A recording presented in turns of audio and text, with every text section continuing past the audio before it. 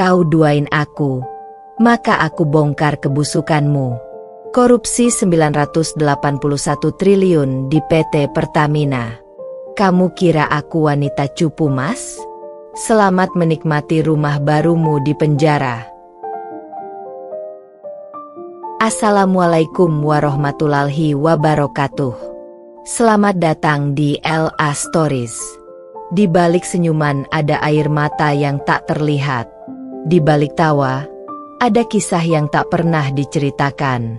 Ini adalah LA Stories, tempat di mana kisah nyata jadi pelajaran, dan luka hati jadi kekuatan. Setiap cerita di sini bukan sekadar drama, tapi potongan hidup yang bisa jadi cermin untuk kita semua. Siapkan hatimu, karena apa yang kamu dengar bisa mengubah cara pandangmu selamanya. Ini bukan sekadar cerita. Ini adalah kenyataan yang belum tentu sanggup kamu jalani.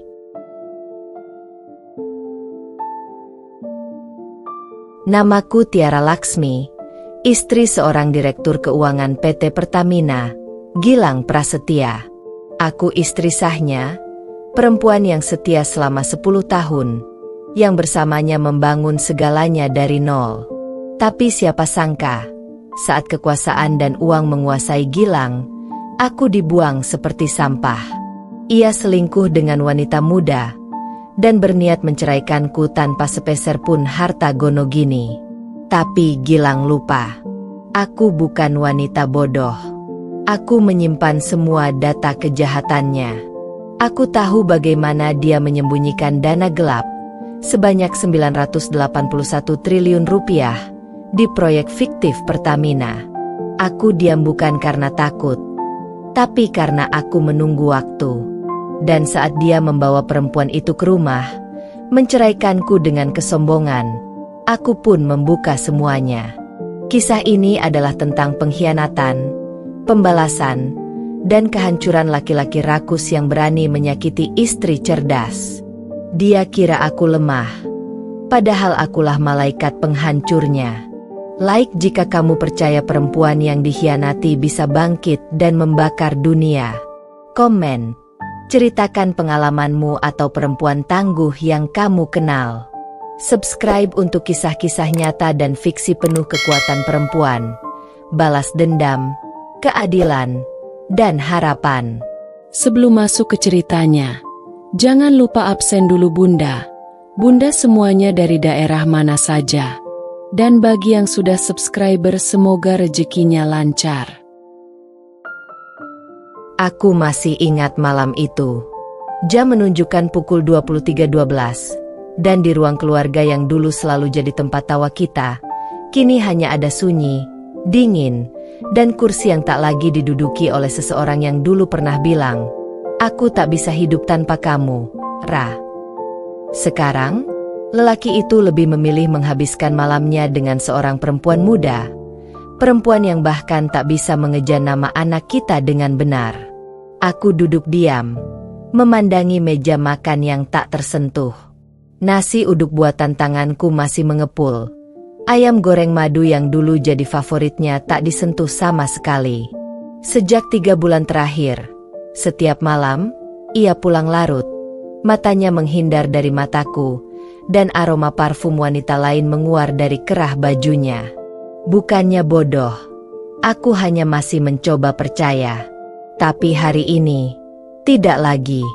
Hari ini aku melihatnya sendiri. Tangannya menggenggam tangan wanita itu. Lania, mahasiswi magang dari universitas swasta yang ia rekomendasikan sendiri masuk ke divisi keuangan. Bodohnya, aku yang menandatangani surat penerimaan gadis itu, mengira itu bagian dari program CSR perusahaan. Dan yang lebih sakit lagi, perempuan itu memakai skarf merah pemberian mendiang ibuku. Aku ingin muntah saat melihatnya menggulung skarf itu di pergelangan tangannya seperti simbol kemenangan. Gilang Prasetya, lelaki yang kuanggap rumah selama lebih dari 1 dekade. Ayah dari anakku, suamiku. Tapi malam ini, dia bahkan tak sudi menatap mataku ketika aku membuka pintu dan menegurnya dengan suara bergetar. "Mas, "Kamu dari mana?" Dan dia, dengan wajah sedingin kutub utara, hanya menjawab, "Urusan kerja, kamu jangan ikut campur." Habis itu dia naik ke kamar dan menguncinya dari dalam. Di rumah ini, aku bukan lagi istri, hanya orang asing yang numpang hidup dari nama di kartu keluarga. Aku tahu, aku harus bertahan untuk anakku, Aluna. Tapi malam ini, ketika aku mendengar suara tawa Gilang dari kamar mandi, tertawa kecil sembari menyebut nama Lania dalam bisikan samar, darahku mendidih. Aku, Tiara Laksmi, bukan boneka kayu yang bisa dibuang dan dipilih ulang. Aku perempuan yang ikut begadang ketika Gilang kejar deadline tender kilang minyak. Aku perempuan yang rela menjual cincin pernikahan demi biaya pendidikan S2-nya. Aku perempuan yang menyembunyikan rasa sakit karena keguguran pertama kami demi tak membuatnya cemas saat sedang menganalisis laporan keuangan proyek Pertamina Cepu. Dan sekarang, aku cuma dianggap figuran dalam hidupnya. Tapi aku tidak akan menangis. Tidak malam ini. Karena aku tahu rahasia Gilang lebih dalam dari sekadar perselingkuhan. Aku tahu, di balik setelan jas dan senyuman diplomatisnya di media, ada borok busuk yang selama ini dia sembunyikan. Aku tahu bagaimana dia memainkan angka, bagaimana proyek-proyek fiktif diciptakan, bagaimana dana triliunan dicairkan tanpa jejak. Karena siapa yang membantunya menyusun laporan saat awal karirnya dulu? Aku. Dan aku menyimpan semua file backup itu di dalam laptop hitamku yang ia kira rusak. Aku membuka laptop itu malam ini. Kutekan tombol power, dan layar menyala. Di folder bernama Arsip Pajak 2017, tersimpan ratusan file PDF, XLS, dan rekaman audio. Proyek fiktif kilang Natuna Barat, dana transfer dari perusahaan cangkang di Seychelles, bahkan slip tanda tangan approval dari beberapa orang besar yang jika kubuka ke publik, bisa membuat saham Pertamina runtuh dalam semalam. Aku bukan wanita lemah. Aku wanita yang memilih diam karena masih percaya. Tapi ketika kepercayaan dihancurkan, yang tersisa hanya satu, pembalasan. Malam ini, aku tak akan tidur. Aku akan duduk, mengompilasi semua data itu, dan membuat salinannya. Satu untuk KPK, satu untuk media, dan satu untuk diriku sendiri, sebagai pengingat bahwa aku pernah mencintai lelaki yang kupikir setia, tapi ternyata hanya bajingan bersetelan Armani. Kau duain aku, Mas. Dan sekarang, bersiaplah, karena permainan ini baru saja dimulai. Dan aku, perempuan yang kau anggap cupu, akan jadi akhir dari semua kepongahanmu. Aku akan buat dunia melihat siapa Gilang Prasetya sebenarnya. Pengkhianat, koruptor, dan lelaki bodoh yang mengira istrinya tak bisa melawan. Lania. Nama itu kini menggerogoti pikiranku seperti parasit yang menyusup dalam aliran darah. Perempuan itu bukan hanya perusak rumah tanggaku, tapi juga jelmaan dari ambisi kotor dan rencana licik yang dirancang dengan presisi seperti proyek jangka panjang. Bukan sekadar pelakor biasa, Lania bukan tipikal wanita simpanan yang jatuh cinta karena harta. Dia jauh lebih dari itu. Dia adalah strategi. Dan sayangnya, Gilang terlalu bodoh untuk menyadari bahwa ia sedang dipakai oleh seseorang yang jauh lebih cerdik dari dirinya. Aku menatap layar laptopku yang mulai menampilkan satu persatu data payroll internal. Di antara daftar pegawai tetap dan kontrak, muncul satu nama yang tak masuk akal. Lania Dwivina Arshita, staf keuangan proyek gasifikasi Papua Barat. Proyek itu fiktif. Aku tahu itu karena aku sendiri yang dulu membantu Gilang memalsukan dokumentasi tendernya untuk kepentingan rapat dengan pihak ketiga. Tapi mengapa Lania ada di dalam daftar itu? Dengan gaji 95 juta rupiah per bulan, tunjangan perjalanan luar negeri, dan bahkan pengeluaran pribadi seperti biaya apartemen di Mega Kuningan yang dibayarkan perusahaan? Aku menggulir file, dan semakin dalam aku mencari, semakin menjijikkan kebenaran yang muncul. Ternyata, Lania bukanlah sekadar wanita muda yang digoda oleh pria mapan. Dia masuk ke hidup Gilang bukan karena cinta, tapi karena misi. Dalam dokumen email terenkripsi yang kudapat dari arsip Gilang yang belum ia hapus, ada komunikasi rutin antara Lania dengan seorang broker proyek bernama Erzhan yang berkantor di Kazakhstan. Mereka bicara tentang proyek masking, offshore funneling, dan kompensasi diam-diam dari board internasional. Semua istilah itu adalah bahasa gelap dalam dunia penggelapan dana skala besar. Aku menarik napas panjang. Setiap kali aku mengingat senyum Lania yang manis saat pertama kali dikenalkan Gilang sebagai anak magang pintar, aku ingin menampar diriku sendiri. Betapa naifnya aku, betapa polosnya aku berpikir bahwa hanya karena seorang perempuan muda memakai kacamata dan bicara sopan, dia tak akan menjadi ancaman. Tapi aku salah. Di balik sikap lembut dan suara lirihnya, Lania menyimpan racun yang lebih mematikan dari ular paling berbisa. Aku masih menyimpan ingatan tentang saat pertama kali Lania menginjakan kaki di rumahku, berdalih akan membantu Gilang menyusun dokumen laporan triwulanan. Ia membawa bolu kukus dan menyapa dengan ramah. "Ibu Tiara, saya ngefans sama ibu. Saya sering baca artikel ibu di forum audit BUMN." Aku tersenyum waktu itu, bahkan membuatkan teh hangat untuknya. Sungguh ironis. Sekarang aku tahu perempuan yang kupikir pemalu itu adalah pihak yang mengatur bagaimana Gilang memindahkan dana fiktif proyek ke rekening bayangan. Ia bahkan diberi kuasa atas satu rekening perantara di Hong Kong. Dan, yang membuatku tercekat, menggunakan foto KTP Gilang dan akta nikah kami sebagai syarat administratif. Dia bukan hanya perusak rumah tangga. Dia adalah perancang kehancuran. Dan Gilang, lelaki dungu itu, tak sadar bahwa dirinya adalah pion. Ia mengira bisa bermain api dengan seorang gadis muda, padahal dirinya yang sebenarnya sedang dibakar hidup-hidup. Aku hampir iba, tapi rasa itu cepat lenyap ketika teringat bagaimana aku ditendang keluar dari rumah dengan hanya membawa koper dan sepucuk surat cerai yang telah ia siapkan tanpa bicara sepatah kata pun padaku. Surat itu bahkan tidak ia tanda tangani dengan tangan sendiri, melainkan dengan digital signature. Seolah-olah aku ini transaksi yang bisa ia sudahi dengan satu klik. Aku mematikan laptop dan berjalan ke cermin besar di sudut kamar kecil apartemen sewaanku. Di sana, aku menatap wajahku sendiri. Mata panda karena kurang tidur. Rambut yang kusut dan tak sempat dipoles. Tapi dari pantulan itu, aku tak melihat wanita lemah yang ditinggalkan suami. Aku melihat seseorang yang sedang menyusun kehancuran lawannya secara sistematis. Aku menyambar ponsel, membuka aplikasi perekam, dan mulai membaca satu persatu nomor rekening yang tadi kulihat. Aku baca dengan jelas, dengan tanggal transaksi dan nilai nominal yang bahkan membuat bulu kuduku berdiri.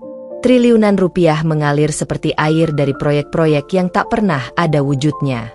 Dan semuanya mengarah ke satu nama, Gilang Prasetya. Dan satu kaki tangannya, Lania Dwivina Arshita. Esok hari, aku akan menemui seseorang. Seorang sahabat lamaku di Kementerian Keuangan. Dulu kami sama-sama berjuang sebagai staf audit muda, tapi hidup membawaku ke ranah domestik, dan dia ke puncak pengawasan internal. Aku tahu dia bisa dipercaya. Aku tahu dia akan membantuku menyusun laporan resmi. Tapi sebelum itu, aku ingin memastikan satu hal, bahwa setiap langkahku tak bisa disangkal oleh satupun pengacara licik yang dibayar mahal untuk membungkam kebenaran. Dan jika Lania berpikir bahwa dengan wajah cantik dan tubuh yang ia pamerkan di balik dress tipis bisa menundukkan semua pria, maka kali ini dia salah. Karena aku bukan pria, dan aku tidak akan tunduk. Aku akan menyeretnya ke lubang yang ia gali bersama Gilang. Mereka pikir mereka sedang menggenggam kendali, padahal mereka hanya menggali kubur mereka sendiri, dan aku akan jadi orang yang melemparkan sekop terakhir. Lania, pelakor berkedok profesional. Kau akan menyesal pernah menyentuh hidupku, karena ketika aku bangkit, aku bukan lagi Tiara yang dulu. Aku adalah badai. Angka itu tidak main-main. 981 triliun rupiah.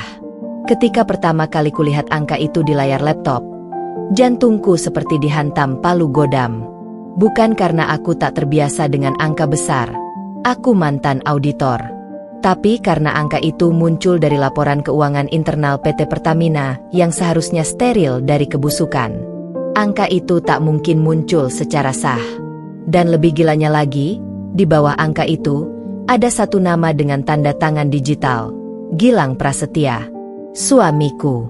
Aku membuka file itu lagi. Untuk yang kelima kali malam itu. Tak percaya mataku. Judul file, Laporan Proyeksi Investasi Infrastruktur Jangka Panjang Fase 3, 2022-2032.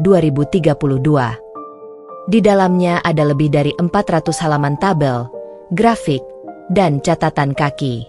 Tapi bagian yang membuatku tercekat bukan grafik itu, melainkan satu halaman terselip di akhir, diberi label merah samar, Confidential, Executive Eyes Only. Dan disinilah neraka dimulai. Di halaman itu, tertulis angka 981 triliun 420 miliar rupiah. Disebut sebagai alokasi strategis multinasional untuk proyek gasifikasi Kalimantan Utara, Papua Selatan, dan perluasan kilang di Maluku. Tapi fakta di lapangan, tak ada proyek gasifikasi skala nasional yang berjalan sejak 2020. Semua proyek besar masih stuck di tahap feasibility. Lalu kemana dana itu dialirkan? Aku menggulir cepat dokumen itu, dan menemukan halaman berikutnya. Disbursement strategi via 8 proxy vendors. 8 perusahaan fiktif, semua terdaftar di luar negeri, Cayman Island, Belize, Seychelles, Malta, hingga British Virgin Island. Aku tak bisa menahan napas. Nama-nama vendor itu terdengar familiar. Ya Tuhan, aku pernah mengetiknya. Aku pernah membantu Gilang menyusun laporan demi mereka. Dulu aku pikir itu hanya simulasi pelatihan keuangan. Ternyata aku sendiri yang mengetik dokumen dosa. Dan aku melihatnya di sana. Tanda tangannya. Tanda tangan Gilang. Lengkap dengan approval chain dari petinggi lain yang aku kenal. Orang-orang penting. Nama-nama yang biasanya terpampang di berita utama sebagai tokoh sukses pengelola energi nasional. Kini kutatap nama-nama itu dan kutulis semuanya di buku catatanku. Ada Dirjen Energi Baru Terbarukan, ada Komisaris BUMN, ada pejabat senior dari anak perusahaan holding, dan, yang paling memuakkan, nama Lania Dwivina Arshita sebagai konsultan pengawasan vendor. Sungguh, dunia ini gila. Aku menutup dokumen itu dan berlari ke kamar mandi. Aku muntah. Bukan hanya karena jijik atas apa yang mereka lakukan, tapi karena aku menyadari, aku ikut membangun neraka ini. Dengan tanganku sendiri aku pernah menyusun cover dokumen, pernah membantu Gilang mencetak salinan dalam amplop merah untuk dikirim ke kantor pusat, pernah ikut tertawa ketika kami berhasil menyelesaikan proyek besar yang akan menyelamatkan masa depan bangsa. Padahal ternyata kami sedang menghancurkan masa depan bangsa. Malam itu aku tak bisa tidur. Aku menyalakan semua lampu di apartemen sempitku. Aku buka semua dokumen yang sempat kubackup dari server rumah. Kutelusuri semuanya satu persatu. Laporan laba rugi anak perusahaan. Email lintas divisi. Memo internal yang menggunakan istilah kode Project 19A, Blackroot, Chimera lain. Semua mengerucut ke satu benang merah. Uang negara dicuri, dimanipulasi melalui proyek fiktif, dan dicuci lewat skema luar negeri. Dan pelakunya? Suamiku. Lelaki yang masih tidur di rumah mewah hasil dari uang rakyat, masih berkeliaran bebas, masih bisa mencium perempuan itu di balik jendela kaca hotel, sementara rakyat mengantri minyak goreng dan harga gas melon melonjak gila-gilaan. Aku ingin menangis. Tapi tak sempat. Yang ada hanya kemarahan membuncah. Aku sadar, aku tak bisa hanya menyimpan data ini. Aku harus bertindak. Tapi aku juga tahu, orang-orang ini bukan penjahat ecek-ecek. Mereka punya kekuasaan, koneksi politik, bahkan pasukan media dan keamanan yang bisa membungkam siapapun. Kalau aku salah langkah, bukan hanya aku yang hilang. Bisa-bisa nama anakku ikut dicemarkan. Maka aku harus rapi.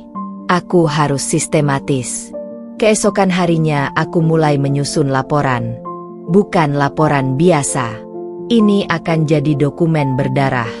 Aku buat struktur terperinci, kronologi transaksi, skema alur uang, pencocokan rekening, data vendor, dan siapa saja yang terlibat. Aku pisahkan semua bukti rekaman suara Gilang saat meeting informal di rumah dengan broker. Aku ambil video dari CCTV pribadi yang terhubung ke serverku. Terlihat jelas Gilang menerima koper dari tamu malam-malam. Koper itu masuk ke ruang kerja, lalu keluar dalam kondisi kosong. Dan semua terjadi saat aku berpura-pura tertidur di kamar. Aku bukan wanita cupu, Mas. Aku istrimu, dan aku mengenalmu lebih dari siapapun di dunia ini. Aku tahu kapan kamu sedang bohong.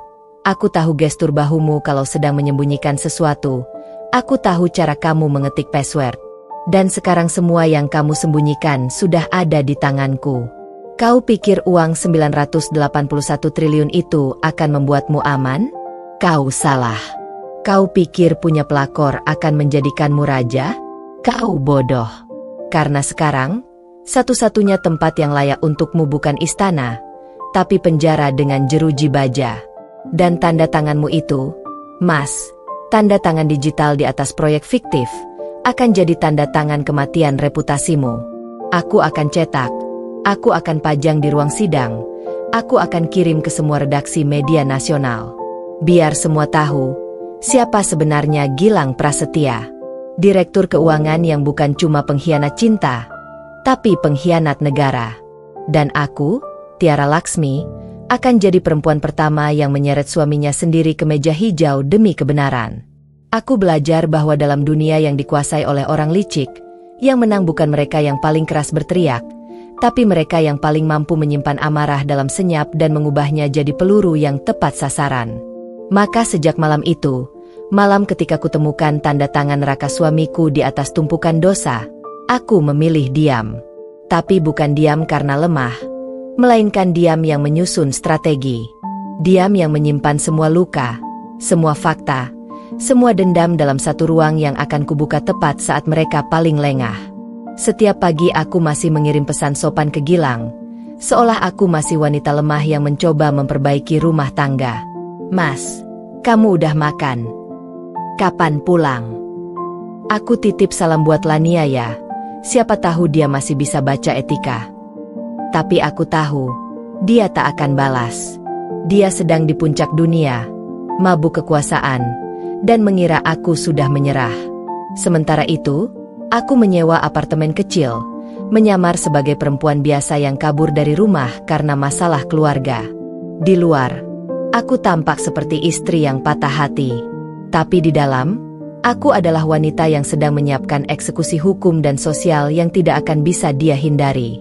Aku menyalakan laptop hitamku setiap malam. Kulanjutkan menyusun dokumen-dokumen pendukung.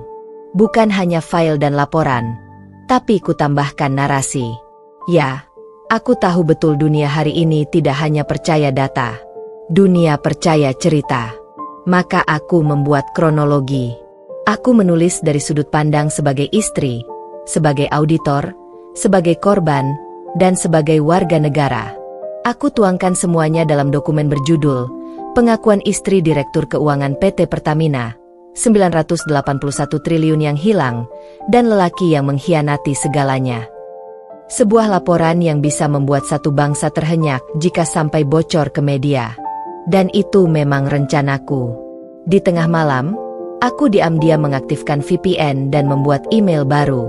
Nama penggunanya kubuat dengan sandi, Raksawana 319. Hanya aku yang tahu artinya, perlindungan dari kehancuran. Aku menghubungi beberapa jurnalis investigatif. Bukan jurnalis biasa, tapi mereka yang selama ini terkenal berani membongkar kasus besar. Aku kirim kutipan, satu paragraf saja. Kutulis, jika kalian berani buka mata, aku akan tunjukkan kemana 981 triliun uang negara disalurkan. Aku bukan siapa-siapa, tapi aku punya segalanya. Rekaman, dokumen, dan saksi. Beberapa jam kemudian, satu balasan datang. Singkat, tegas. Buktikan. Jika datamu valid, kami lindungi kamu. Kirim lokasi. Tanganku gemetar. Aku tahu sekali ini bukan permainan. Sekali aku kirim data, aku menyalakan sirine yang tidak bisa dimatikan. Maka aku simpan pesan itu, dan aku lanjutkan rencana tahap kedua, masuk kembali ke dalam sistem rumah tangga Gilang, secara diam-diam. Aku datangi rumah lama kami. Pura-pura ingin ambil pakaian anakku. Art yang lama masih di sana. Mbak Tuti. Dia tahu betapa aku dulu disayang. Betapa aku dulu ibu rumah tangga yang menyayangi semua orang di rumah. Aku bisikan pelan padanya. Mbak, aku cuma mau ambil satu folder yang aku tinggalin di meja kerja belakang. Dia mengangguk. Tak banyak tanya. Dunia memang kadang tetap berpihak pada orang baik. Masuk ke ruang kerja Gilang. Aku lihat semuanya masih seperti dulu. Rapi, wangi, dan menyebalkan. Tapi aku tahu satu hal yang tak berubah. Hard drive eksternal yang ia sembunyikan di balik rak buku. Ku keluarkan rak itu, ku tekan bagian bawah, dan klik. Di sana, sebuah hard drive kecil berlabel Plan Omega. Aku tak tahu pasti isinya, tapi jika benar ini file yang dia sembunyikan bahkan dari server perusahaan, maka ini lebih dari emas. Aku selipkan dalam tasku dan pamit seperti biasa. Gilang tidak di rumah. Dia sedang di Bali. Bersama Lania. Tentu saja. Berpesta di atas darah rakyat. Tapi pesta mereka akan segera berubah jadi penguburan reputasi. Malam itu aku buka file Plan Omega di laptop yang aman, tanpa koneksi internet. Benar saja. Di dalamnya, ada blueprint pemindahan dana offshore tahap akhir. Detail sekali. Bahkan dilengkapi peta lokasi gudang penyimpanan dokumen fisik, data backup, rekaman video pengangkutan koper, dan, yang paling gila, simulasi pelarian Gilang ke Swiss, lengkap dengan identitas palsu. Ia berencana kabur. Ia tahu pada akhirnya dosa itu akan mengejarnya. Dan dia ingin meninggalkanku begitu saja, sementara dirinya jadi warga negara bayangan di negara bebas ekstradisi. Aku terdiam lama di depan laptop. Tidak, Mas. Kau tidak akan bisa lari. Karena yang akan menjatuhkanmu bukan KPK. Bukan jurnalis. Tapi aku. Istrimu. Perempuan yang kau remehkan. Perempuan yang kau kira tak bisa apa-apa tanpa uangmu. Aku menulis catatan baru malam itu. Di kertas putih bersih. Aku tulis tangan dengan pulpen tinta hitam. Gilang. Aku diam bukan karena takut. Aku melihat semua. Aku simpan semua. Dan aku sedang menunggu waktu. Waktumu. Waktu kehancuranmu. Lalu aku lipat kertas itu dan kuselipkan di dalam buku favoritnya yang berjudul The Art of Power. Buku yang dulu dia baca saat ingin jadi direktur. Sekarang biar buku itu menyimpan surat eksekusinya. Dan malam ini, aku kembali menatap peta strategi di dinding kamar kecilku. Di sana ada garis-garis merah menuju nama-nama besar. Aku tempel wajah mereka semua. Gilang, Lania, komisaris, dirjen, semua yang terlibat. Mereka mungkin punya koneksi, uang, kekuasaan. Tapi aku punya sesuatu yang tidak mereka punya, kebenaran dan keberanian untuk bertarung sendirian. Dan aku, Tiara, tak akan berhenti sampai semua kejahatan ini terbongkar. Karena diamku bukan menyerah. Diamku adalah pisau yang menunggu waktu. Hari itu, tanggal 21. Masih kuingat jelas karena itu seharusnya hari ulang tahun pernikahan kami yang ke-11. Tapi alih-alih mendapat bunga, ucapan sayang, atau sekadar makan malam berdua seperti dulu, aku justru mendapat surat perintah pengosongan rumah. Surat yang diketik dengan font formal, berlogo firma hukum ternama, dan diteken oleh suamiku sendiri, Gilang Prasetya. Lengkap dengan kop surat bertuliskan, permintaan pemisahan aset pasca gugat cerai. Tanpa salam, tanpa penjelasan, tanpa air muka. Hanya kertas dingin dan kenyataan yang lebih dingin lagi. Aku tidak diinginkan. Aku berdiri di depan pagar rumah yang dulu kubangun bersama Gilang. Rumah tempat aku menempelkan keramik satu persatu dengan tanganku. Rumah tempat aku menyusun taman, memilih setiap bunga, setiap gorden, setiap bingkai foto. Kini rumah itu berdiri megah seperti istana yang kehilangan ratunya. Dan aku hanya tamu tak diundang yang dianggap pengganggu stabilitas. Di balik pagar, satpam yang dulu selalu menyapa hangat kini menunduk ragu. "Maaf, Bu Tiara, saya hanya menjalankan perintah Pak Gilang," katanya, hampir berbisik, seolah ia pun malu mengusir perempuan yang dulu pernah membayar biaya sekolah anaknya ketika istrinya sakit. Aku tersenyum kaku, lalu menunjukkan dokumen resmi yang menyatakan bahwa aku masih sah sebagai istri dan memiliki hak tinggal. Tapi ia hanya geleng kepala. Perintahnya tegas. "Bu, Ibu nggak boleh masuk. Kunci rumah sudah diganti." Dan saat aku menatap ke arah pintu utama, aku melihatnya, Lania, dengan baju tidur tipis dan senyum sinis di wajah, berdiri di balik tirai seperti sedang menikmati teater yang ia sutradarai sendiri. Perutku mual. Ingin rasanya berlari masuk, merobek semua tirai yang ia sentuh, mencabik setiap kenangan yang dirusak olehnya, mengguncang tubuh Gilang sambil bertanya, "Apa aku pantas diperlakukan seperti ini setelah semua yang kulakukan untukmu, Mas?" Tapi aku tahu jawabannya sudah mati. Bahkan sebelum surat pengusiran itu diketik. Bahkan sejak dia membawa perempuan itu ke rumah. Bahkan sejak dia menutup mata terhadap keberadaanku sebagai istri. Aku menarik napas panjang.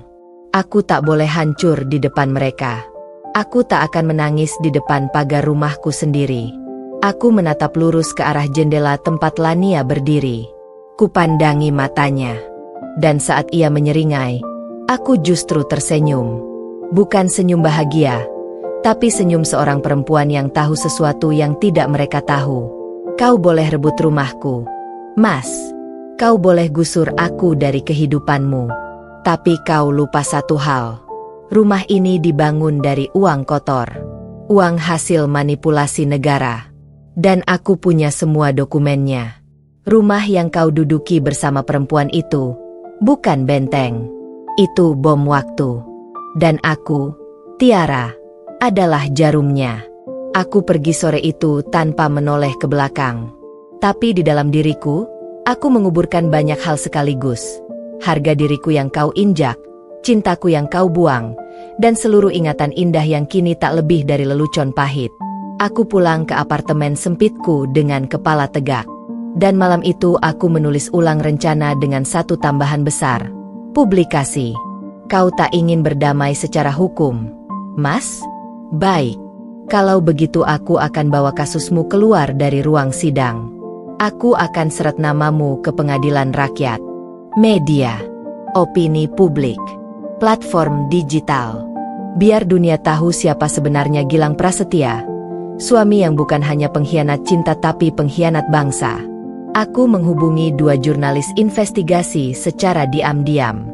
Kuberikan satu bagian data ringan, tidak terlalu sensitif, tapi cukup untuk mengguncang dunia maya. Dan benar saja, dalam 8 jam, berita berjudul, "Diduga ada skandal dana fiktif triliunan dalam proyek kilang energi, siapa dalangnya?" naik ke trending topik nomor 1. Komentar membanjiri lini masa. Warganet mulai berspekulasi. Nama-nama perusahaan fiktif mulai jadi bahan gosip politik. Dan aku hanya diam, menyaksikan semuanya dari balik laptopku. Gilang belum sadar. Dia masih sibuk memamerkan Lania ke kolega, berpikir bahwa ia telah menang. Tapi dia belum tahu bahwa rumah mewah yang kini ia tinggali akan segera disita. Belum tahu bahwa rekening banknya akan diblokir. Belum tahu bahwa koper hitamnya sudah tercatat di bukti digital. Belum tahu bahwa istri yang ia buang sudah menyalakan senjata. Aku tak akan datang ke rumah itu lagi. Karena tak lama lagi, rumah itu akan kosong.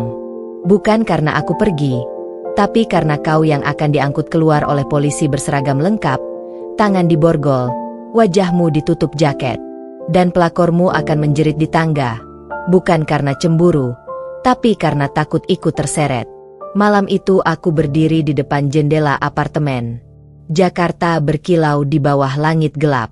Tapi aku tahu, cahaya sejati bukan dari lampu kota. Cahaya sejati berasal dari kebenaran yang akhirnya disuarakan. Dan aku akan jadi suara itu. Karena aku mungkin telah kehilangan rumah, tapi aku masih punya kekuatan untuk menghancurkan istana palsumu, Mas. Pagi itu, untuk pertama kalinya setelah sekian tahun, aku menatap cermin bukan untuk merias wajahku demi terlihat cantik di mata suami, bukan pula untuk memastikan apakah bajuku pantas dikenakan saat mendampingi Gilang ke acara formal. Aku menatap cermin untuk melihat refleksi perempuan baru yang siap menghancurkan sistem busuk yang selama ini menyuapi suamiku dengan kekuasaan, uang, dan perempuan murahan. Aku bukan lagi Tiara yang kau kenal, Mas. Aku bukan istri yang patuh diam saat diinjak. Aku bukan wanita cupu yang hanya tahu dapur dan ruang tamu. Aku kini adalah badai. Aku mengenakan kemeja hitam, celana panjang abu-abu, dan sepatu boots. Di tanganku, tas kulit berisi laptop, flash disk dengan enkripsi digital tingkat tinggi, salinan laporan keuangan internal dari proyek fiktif PT Pertamina, bukti rekening gendut atas nama perusahaan palsu di Kepulauan Virgin, dan beberapa surat elektronik yang dikirim diam-diam oleh Gilang ke bawahannya saat merekayasa angka-angka anggaran negara. Semua itu kusimpan bertahun-tahun. Bukan karena takut, tapi karena aku menunggu waktu yang tepat. Dan pagi itu, waktunya tiba. Aku melangkah masuk ke gedung Komisi Pemberantasan Korupsi. Setiap langkahku menggema di lobi marmer yang dingin dan steril. Aku tak lagi bersembunyi di balik bayang-bayang suami pejabat. Aku datang dengan nama utuhku, Tiara Anjani Prasetya, dan membawa satu tujuan, membongkar korupsi terbesar sepanjang sejarah Republik Indonesia. Petugas keamanan menatapku dengan ragu saat aku menyebut tujuanku. Saya ingin bertemu dengan Deputi Penindakan.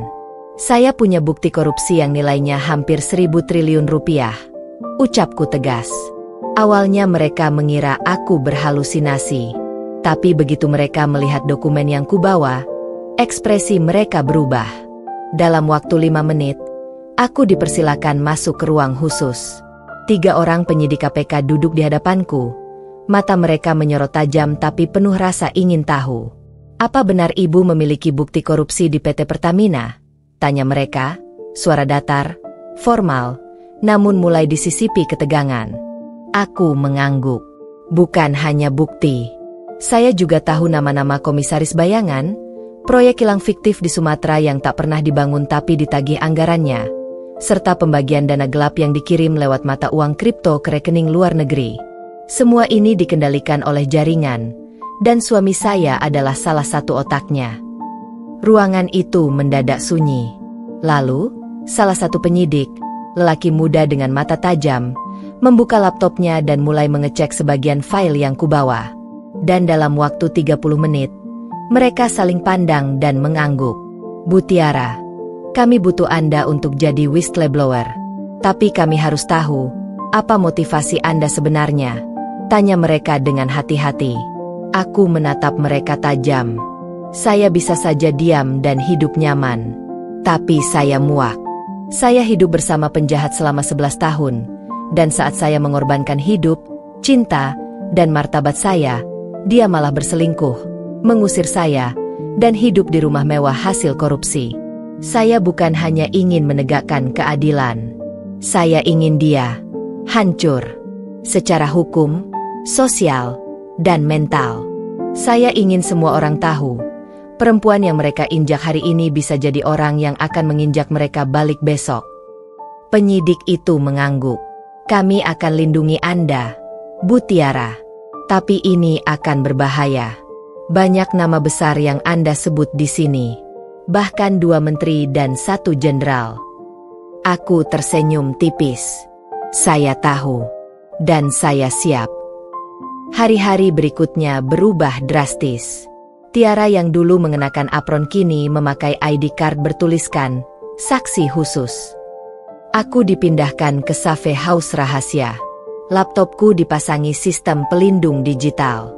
Ponsel lamaku dihancurkan, diganti dengan ponsel pengaman tanpa akses media sosial. Aku tak bisa lagi hidup bebas, tapi untuk pertama kalinya dalam hidupku, aku merasa hidup untuk sesuatu yang besar. Gilang masih belum tahu. Ia masih sibuk berpesta, memamerkan Lania di depan publik, tampil dalam acara bisnis dan ekonomi, memberikan kuliah umum tentang integritas dan transparansi di universitas swasta. Betapa munafiknya dunia. Tapi waktunya akan habis. Karena bom yang selama ini kupasang dalam diam akan segera meledak. Suatu malam, aku ditawari untuk melakukan wawancara eksklusif. Bukan sebagai istri pejabat, tapi sebagai narasumber kunci. Awalnya aku ragu. Tapi saat aku menatap pantulan wajahku di jendela apartemen aman itu, aku sadar, aku tak boleh diam. Aku harus bersuara. Aku harus bicara. Demi jutaan rakyat yang dipermainkan oleh para serigala berbaju rapi itu. Malam itu aku tampil di layar kaca. Wajahku disamarkan, namaku disamarkan, suaraku diubah. Tapi apa yang kukatakan mengguncang Indonesia. Proyek fiktif di tubuh PT Pertamina nilainya mencapai lebih dari 981 triliun rupiah. Ada dokumen, ada saksi, ada rekaman. Dan semua itu disimpan dan disamarkan oleh struktur bayangan yang melibatkan orang-orang penting.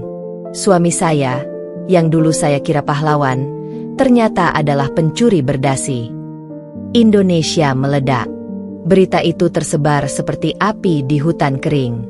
Media sosial penuh dengan tagar. Pertamina Gate. Korupsi 981 triliun. Tangkap Gilang. Perempuan melawan mafia. Dan untuk pertama kalinya, wajah Gilang tak lagi muncul dalam acara-acara kehormatan.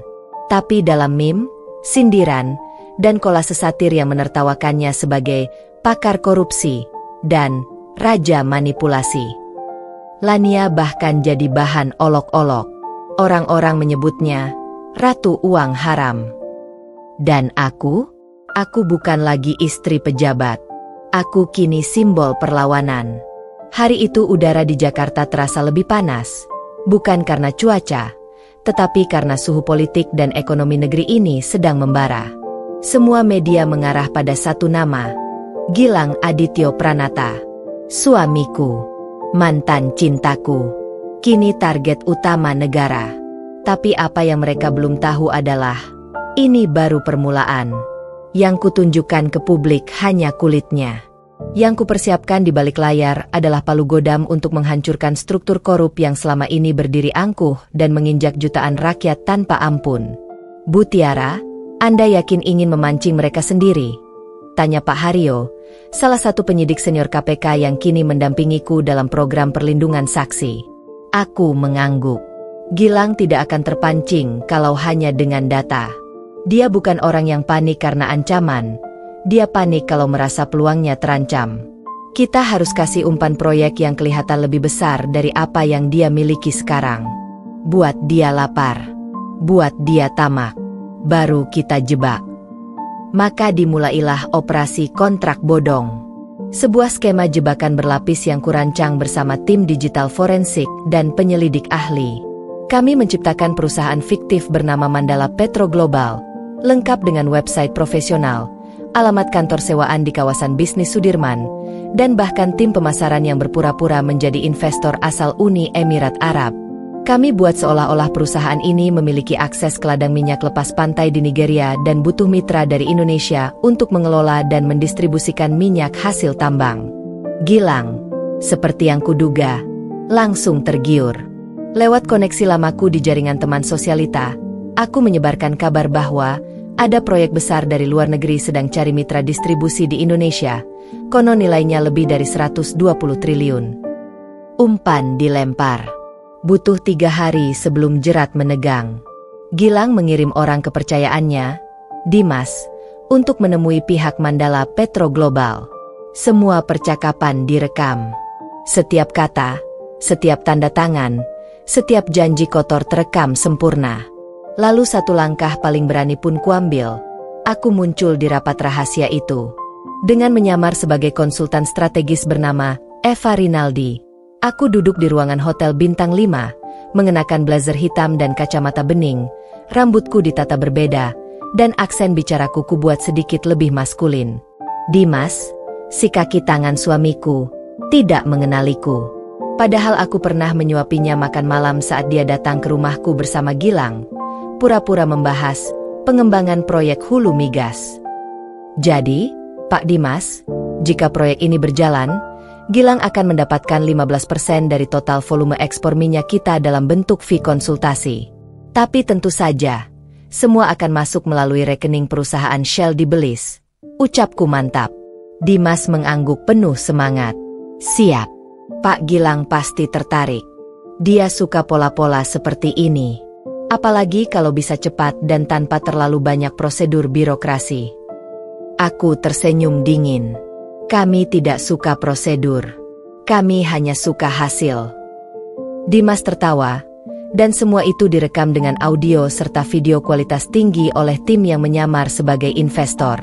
Malamnya, Gilang menghubungi langsung Eva. Suaranya di telepon masih sama seperti saat dia dulu mengucapkan janji pernikahan padaku. Bedanya kali ini nadanya dipenuhi nafsu kekuasaan. Bu Eva, saya bisa atur izin SKK migas. Saya juga bisa masukkan nama perusahaan Anda ke list prioritas ekspor tahun depan. Tapi saya minta hitam di atas putih. Dan bonus, bisa disesuaikan. Bonus? Dalam hatiku, aku tertawa sinis.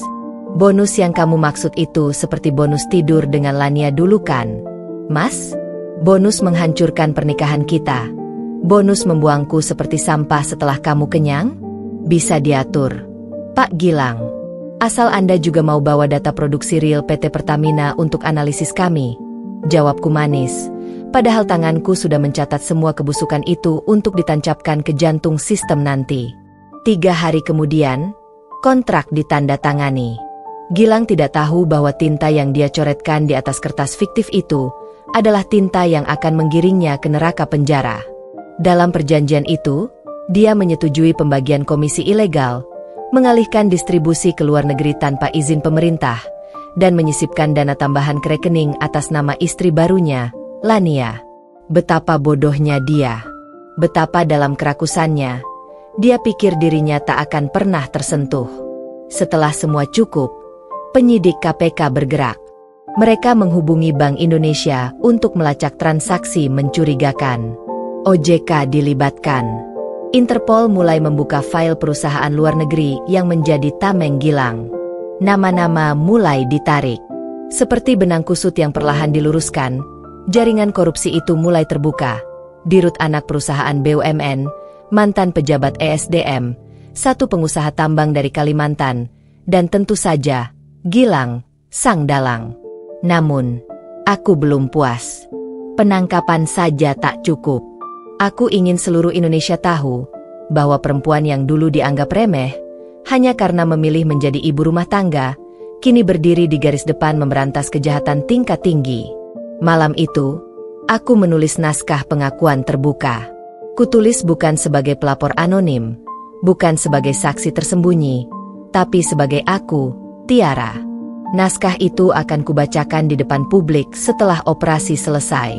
Dan saat nanti Gilang ditangkap, aku akan berdiri di tengah sorotan kamera dan berkata, "Selamat menikmati rumah barumu, Mas." Bukan rumah mewah di Menteng, tapi jeruji besi yang akan menemani tidurmu bertahun-tahun. Dan untuk semua perempuan di luar sana yang merasa tak berdaya, jangan pernah remehkan dirimu. Kadang, satu perempuan cukup untuk mengguncang seluruh sistem busuk yang mengakar puluhan tahun. Rumah mereka berdiri megah di tengah perumahan elit di kawasan Menteng. Pagar hitam mengkilap dengan lapisan emas imitasi berdiri tinggi, seakan berusaha menutupi kebusukan moral yang mengendap di dalamnya.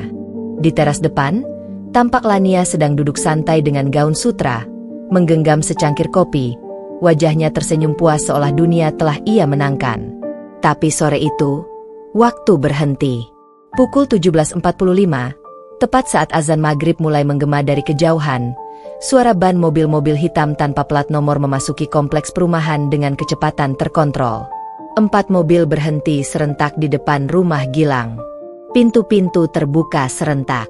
10 orang pria berbaju hitam, bersenjata laras pendek, dengan emblem kecil KPK di dada mereka, turun dengan langkah mantap. Wajah mereka tertutup bala celava. Di belakang, Sebuah van putih membawa 2 jaksa penuntut dan 1 petugas penyidik utama. Aku mengamati semuanya dari mobil pengintai 2 rumah di sebelah kanan, di balik kaca gelap. Nafasku bergetar, bukan karena takut, tapi karena keadilan akhirnya menampakkan wajahnya. Target keluar dari dalam. "Bu, lapor agen pendampingku." Gilang membuka pintu depan rumah. Ia mengenakan setelan kasual, kaos polo dan celana linen abu-abu. Sambil tersenyum, ia menyapa salah satu petugas yang menyamar sebagai kurir pengantar dokumen. Tapi begitu ia menoleh dan melihat lebih banyak pria keluar dari mobil dan mendekat cepat, wajahnya berubah. "Pak Gilang Adityo Pranata, Anda ditetapkan sebagai tersangka dalam kasus korupsi dan pencucian uang senilai 981 triliun rupiah. Kami memiliki bukti rekaman, dokumen, serta saksi kunci atas tindakan Anda selama menjabat sebagai Direktur Hulu di PT Pertamina. Anda berhak diam dan didampingi pengacara. Silakan ikut kami." Muka Gilang langsung pucat. Tubuhnya seperti kehilangan tulang. Dia mencoba menolak.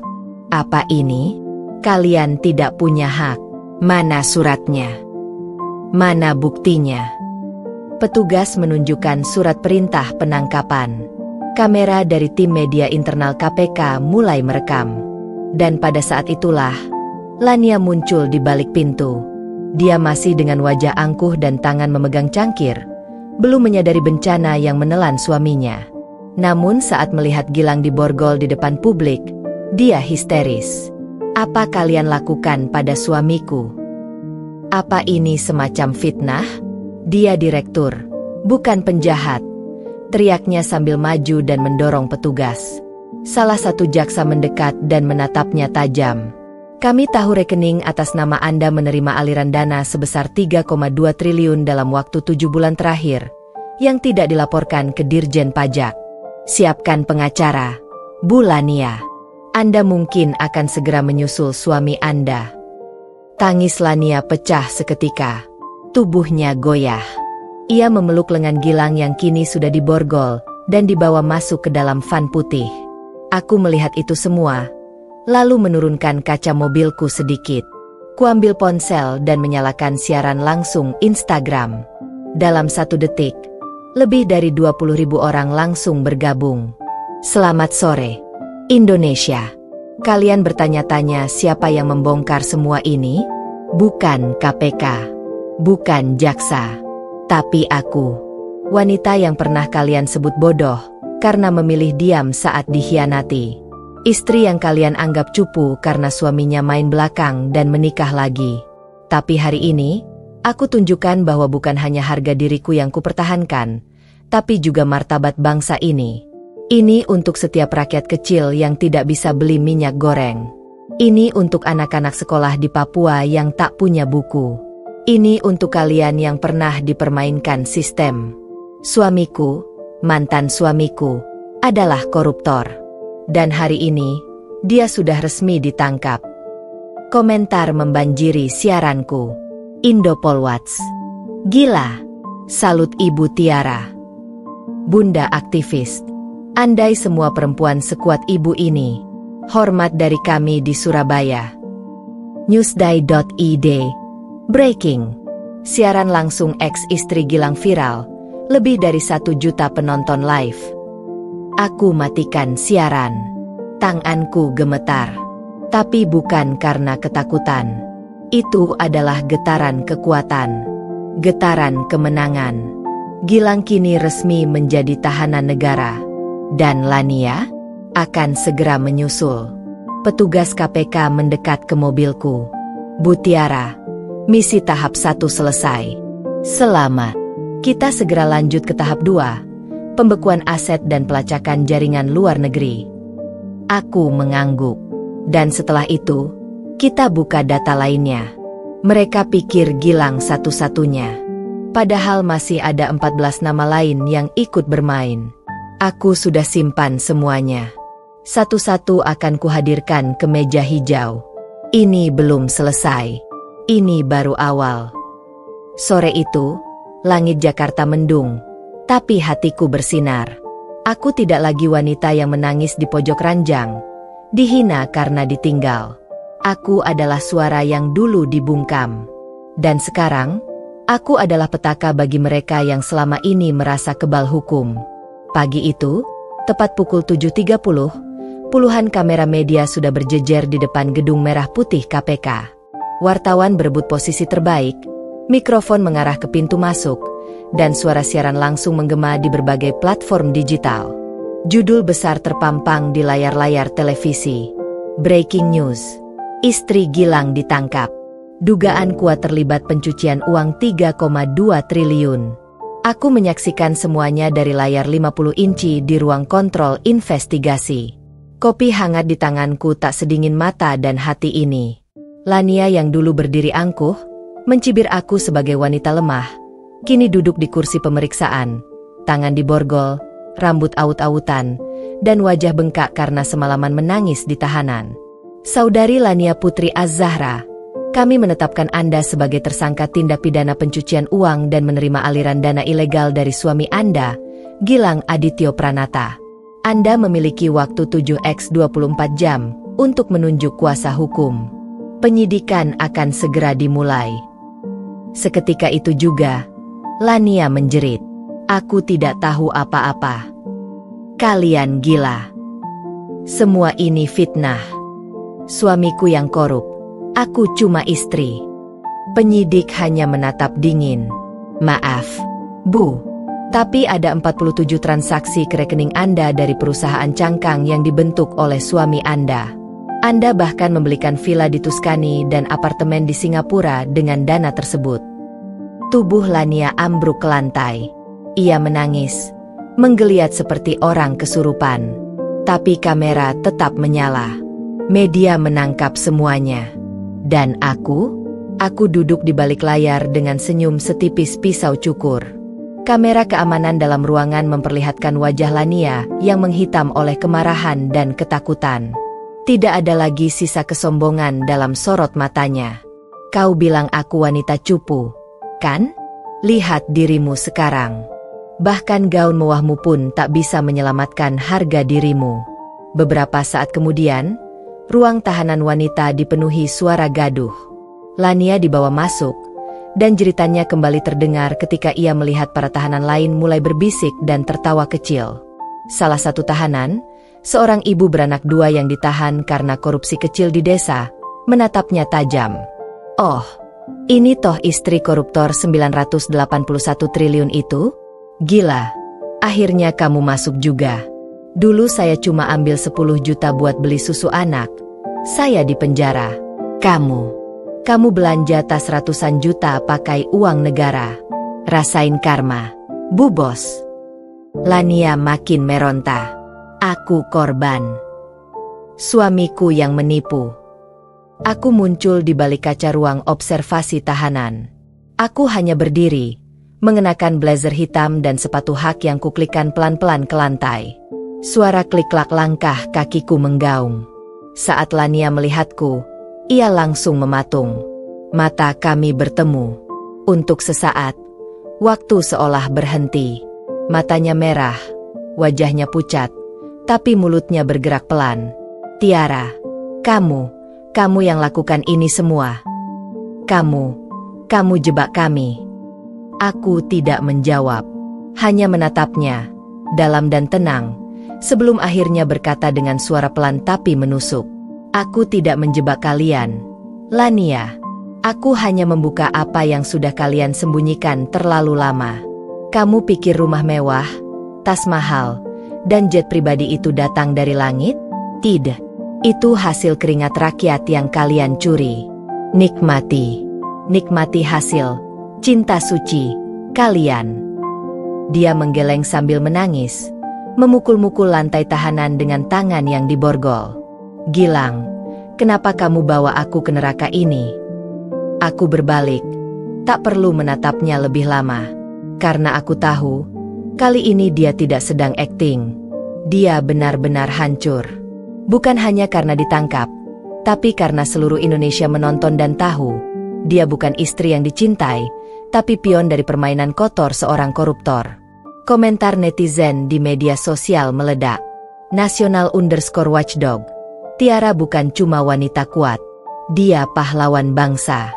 Dia membongkar skandal terbesar di PT Pertamina dalam sejarah. Dosen hukum ID, langkah Ibu Tiara luar biasa. Perempuan seperti ini harus jadi menteri hukum. Rakyat marah, Lania bisa menangis, tapi ratusan juta rakyat miskin lebih dulu menangis karena uang mereka dikorupsi. Malam harinya, aku menerima panggilan dari Ketua Komisi Pemberantasan Korupsi. Bu Tiara, Anda telah menyelamatkan lebih dari 300 triliun dana publik dengan membuka jalur investigasi ini. Presiden ingin bertemu Anda secara pribadi. Kita akan lanjut ke jaringan luar negeri. Boleh kami libatkan Anda dalam tim strategis penindakan selanjutnya? Aku tersenyum. Boleh, Pak. Tapi satu syarat. Apa itu? Aku menatap jendela kantor. Di luar sana, langit Jakarta penuh lampu, seolah merayakan kejatuhan raja palsu. Beri aku akses untuk membongkar 14 nama besar lainnya, termasuk pejabat yang menyuap, perusahaan yang menampung, dan petinggi ban yang mencuci uang mereka. Aku sudah tahu semuanya. Pagi itu, suasana Istana Negara lebih tenang dari biasanya. Tapi aura tegang tak bisa dibohongi. Pasukan pengamanan berseragam hitam mondar-mandir. Beberapa mobil hitam berhenti bergantian di halaman. Jurnalis dilarang masuk. Satu persatu pejabat negara memasuki ruang tertutup. Wajah mereka diliputi kecemasan. Dan aku, Tiara Maheswari, melangkah anggun dengan blazer biru tua dan sepatu heels sewarna darah. Di tanganku, map hitam berisi daftar 14 nama besar, pengusaha, menteri, anggota DPR, dan direktur BUMN, yang selama ini menjadi akar dari kebusukan 981 triliun dana haram. Aku bukan siapa-siapa dulu. Cuma istri seorang eksekutif yang lebih suka main di ranjang sekretarisnya daripada membangun kepercayaan rumah tangga. Tapi hari ini, aku duduk tepat di hadapan Presiden Republik Indonesia. Dan dunia berputar 180 derajat. Selamat pagi, Ibu Tiara, kata Presiden, suara tegas tapi tenang. Selamat pagi, Bapak Presiden, jawabku dengan hormat tapi tak sedikit pun tunduk. Aku tahu, di ruangan itu, aku bukan sekadar tamu. Aku senjata. Presiden membuka map merah di hadapannya. Wajahnya serius. Kami sudah menerima laporan Anda. Bukti-bukti Anda mengejutkan, bahkan untuk kami yang sudah lama curiga. Tapi tak pernah ada yang berani bicara, sampai Anda datang. Aku mengangguk, karena mereka pikir aku lemah. Tapi mereka lupa satu hal. Pak, perempuan yang disakiti bisa membakar seluruh istana yang mereka bangun dengan dusta. Presiden menghela napas panjang. Apakah Anda yakin ingin melanjutkan ini? Nama-nama dalam daftar ini besar. Beberapa orang dekat saya sendiri. Aku menatap beliau lurus. Kalau saya berhenti sekarang, 981 triliun itu hanya permulaan. Dalam 5 tahun ke depan, akan jadi 2 kali lipat. Rakyat akan makin miskin. Dan negeri ini akan dipimpin boneka-boneka yang dibeli dengan uang kotor. Saya tidak bisa diam, Pak. Bukan setelah saya melihat langsung bagaimana uang rakyat dipakai untuk menyuap, memerkosa sistem hukum, dan menghancurkan generasi bangsa. Presiden terdiam lama. Kemudian beliau berdiri dan menjabat tanganku. Baik, mulai hari ini, Anda resmi ditunjuk sebagai penasihat utama khusus dalam penindakan mega korupsi nasional. Anda akan bekerja langsung dengan KPK, PPATK, dan BIN.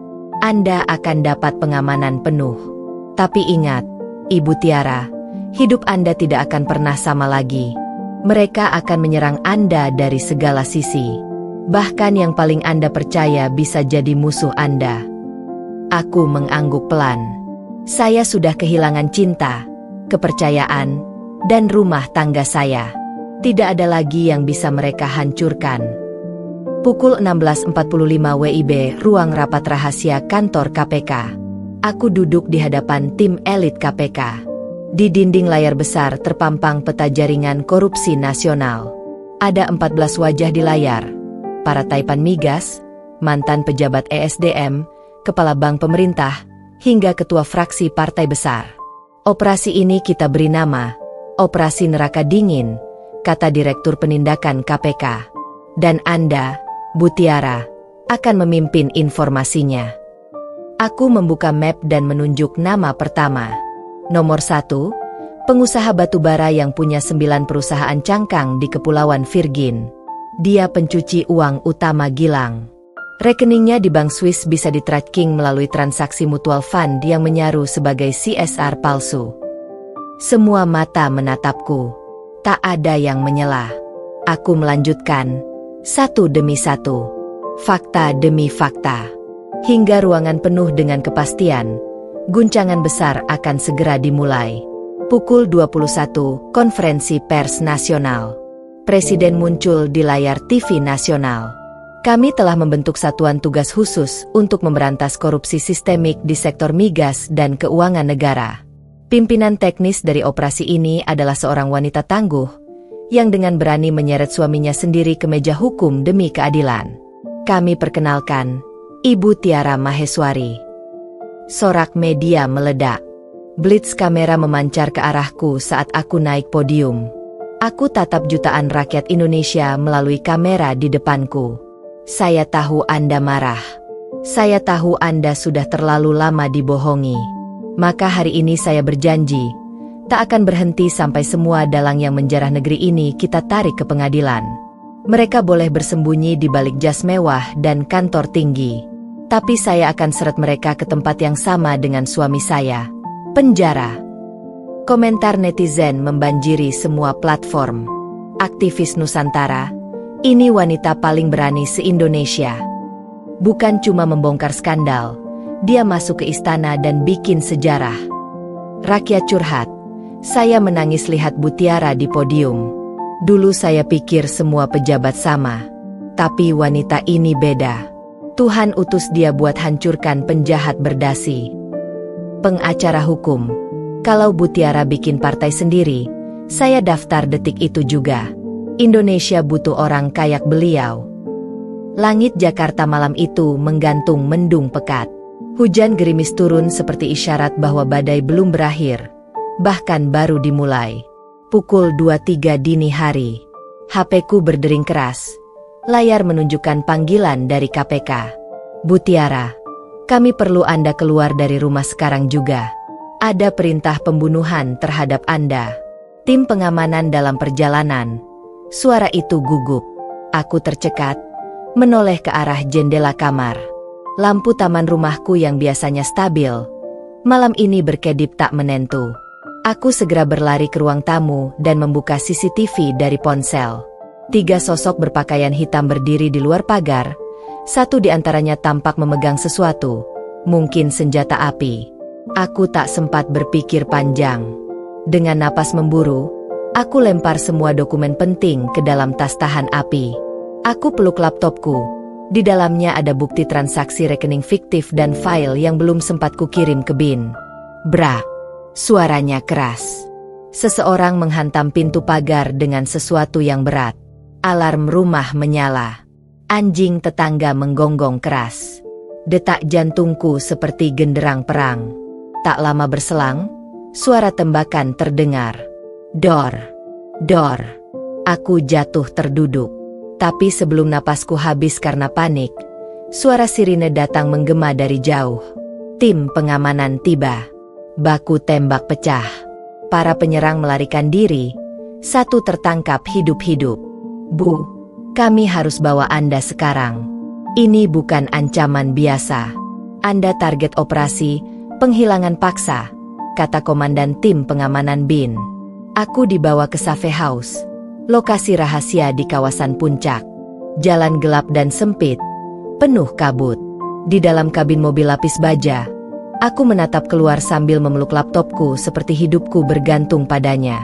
Sungguh, malam itu aku merasa kematian berdiri di depan pintu. Tapi di saat yang sama, aku juga tahu, ini bukti bahwa mereka ketakutan. Pagi harinya, jagat dunia maya meledak. Tagar selamatkan Tiara trending nomor 1. Tapi ada juga tagar aneh muncul bersamaan. Tiara penipu, Tiara bohong, drama Tiara. Berita bohong tersebar. Di TV, satu stasiun milik konglomerat hitam memutar video editan. Seolah-olah aku pernah menerima suap 10 miliar. Mantan istri Dirut Pertamina justru terlibat skandal keuangan. Begitu judulnya. Fitnah demi fitnah datang bertubi-tubi. Di TikTok, akun-akun buzzer anonim menyebar narasi gila bahwa aku ingin mencalonkan diri jadi presiden dan memfitnah suamiku demi popularitas. Di Instagram, foto-fotoku disunting jadi vulgar, diedarkan sebagai perempuan malam. Ibuku di kampung nyaris diserang. Rumah masa kecilku dilempari batu. Adikku diancam akan dipecat dari pekerjaannya. Ini bukan cuma perang hukum. Ini perang jiwa dan identitas. Tapi di dalam diriku, ada sesuatu yang lebih kuat dari rasa takut. Harga diri.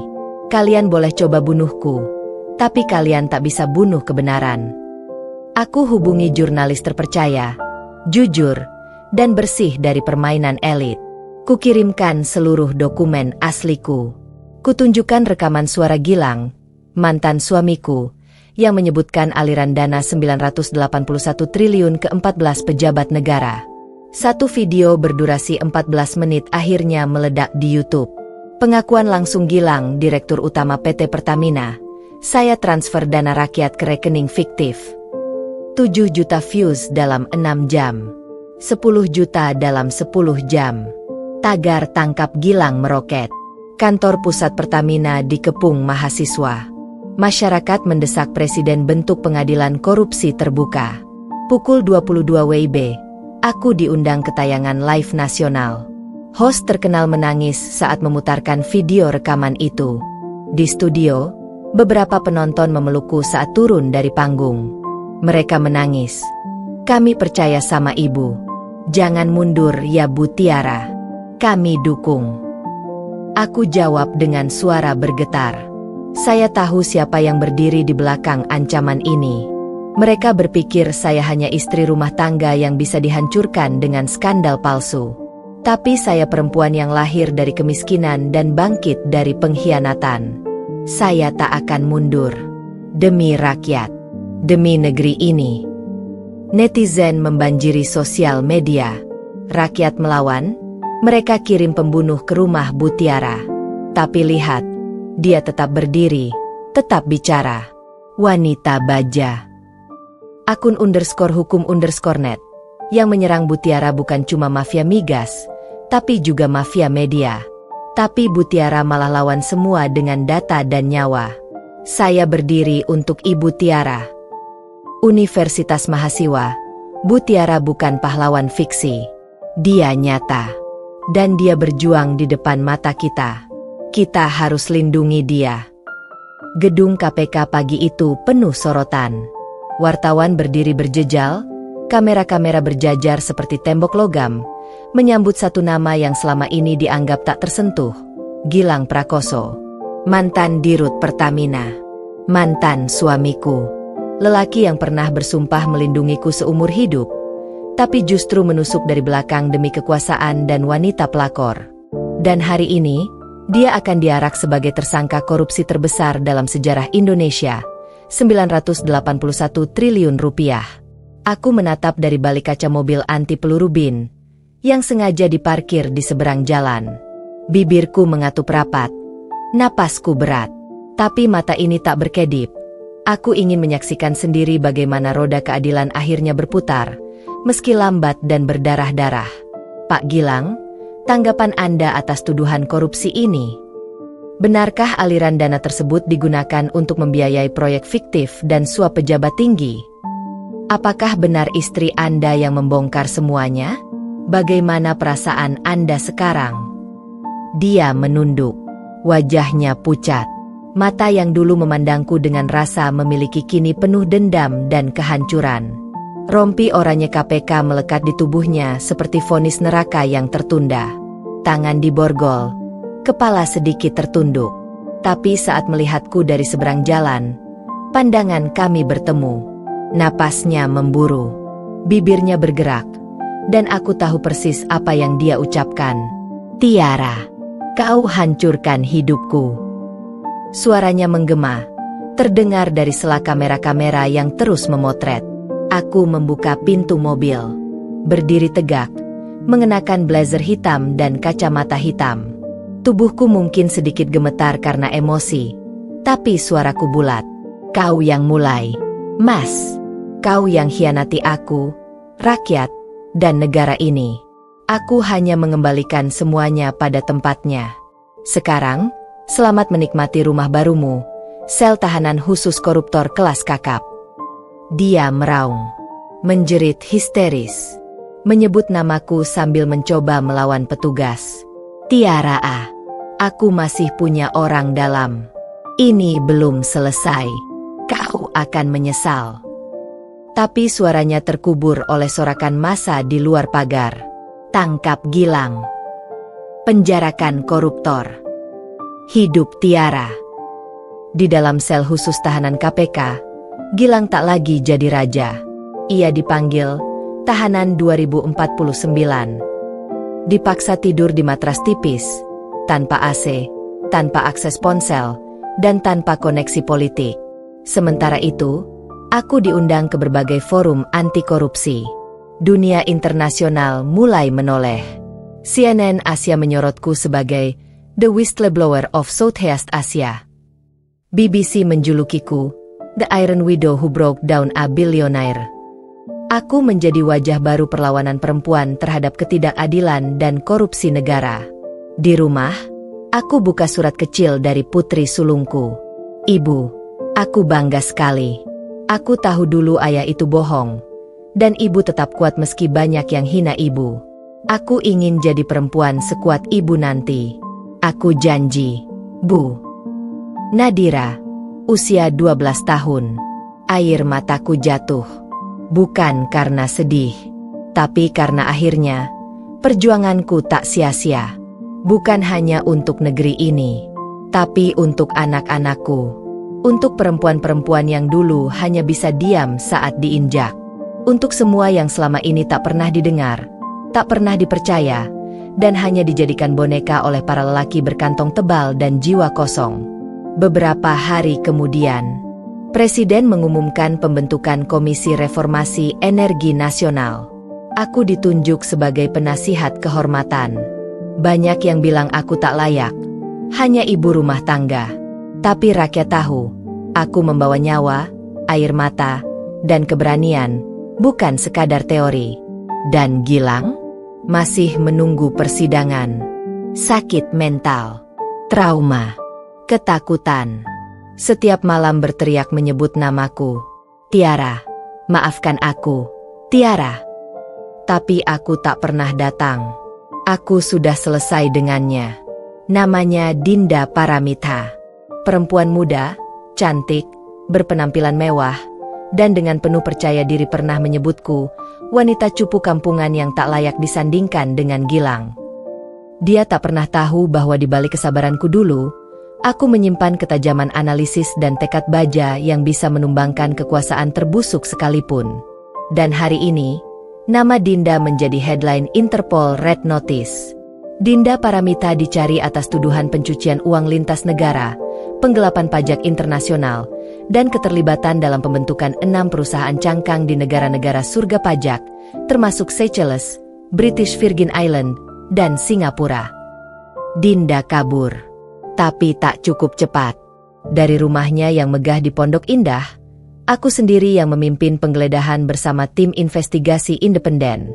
Dokumen-dokumen yang sengaja ditinggalkan, mungkin karena panik, mengungkap aliran uang hasil korupsi Gilang yang telah dialihkan ke luar negeri oleh Dinda, bahkan jauh sebelum Gilang ditangkap. Kau kira bisa menipu negara seenak perutmu, Din? Aku menelusuri setiap nama samaran dan perusahaan fiktif yang dipakai Dinda. Dalam waktu 12 hari, 6 identitas palsu berhasil dibongkar. Aku bekerja siang malam, dibantu oleh unit forensik keuangan dari dalam dan luar negeri. Rantai pencucian uang ini mengerikan. Ada transaksi berbentuk pembelian properti, jet pribadi, yacht mewah, bahkan lukisan senilai 200 miliar di Paris. Aku tak hanya menumbangkan mantan suamiku. Sekarang, giliran wanita yang menghancurkan rumah tanggaku. Di layar monitor, wajah Dinda terekam oleh CCTV di Bandara Zurich. Dia berpakaian elegan, memeluk tas tangan Hermes, sambil tertawa-tawa masuk ke jet pribadi yang dibeli dari uang rakyat. Kita sudah pasang perangkap di Bandara JFK, Heathrow, dan Changi, ujar agen Interpol kepadaku. Tinggal tunggu waktu saja. Aku mengangguk pelan. Tangkap dia hidup-hidup. Tapi jangan beri kenyamanan. Pastikan dia tahu bahwa satu-satunya alasan dia dipenjara adalah karena aku masih berdiri. Kabar penangkapan Gilang dan pelarian Dinda memicu gelombang kemarahan nasional. Rakyat turun ke jalan. Teriakan-teriakan, "Adili Dinda," menggema di medsos. Tagar "Tangkap Dinda Koruptor" menjadi trending nomor 1 Asia Tenggara. Banyak korban proyek fiktif Pertamina akhirnya berani bersuara. Dari para pensiunan yang tak dibayar, pekerja tambang yang dikorbankan, hingga perusahaan-perusahaan kecil yang dibunuh secara diam-diam.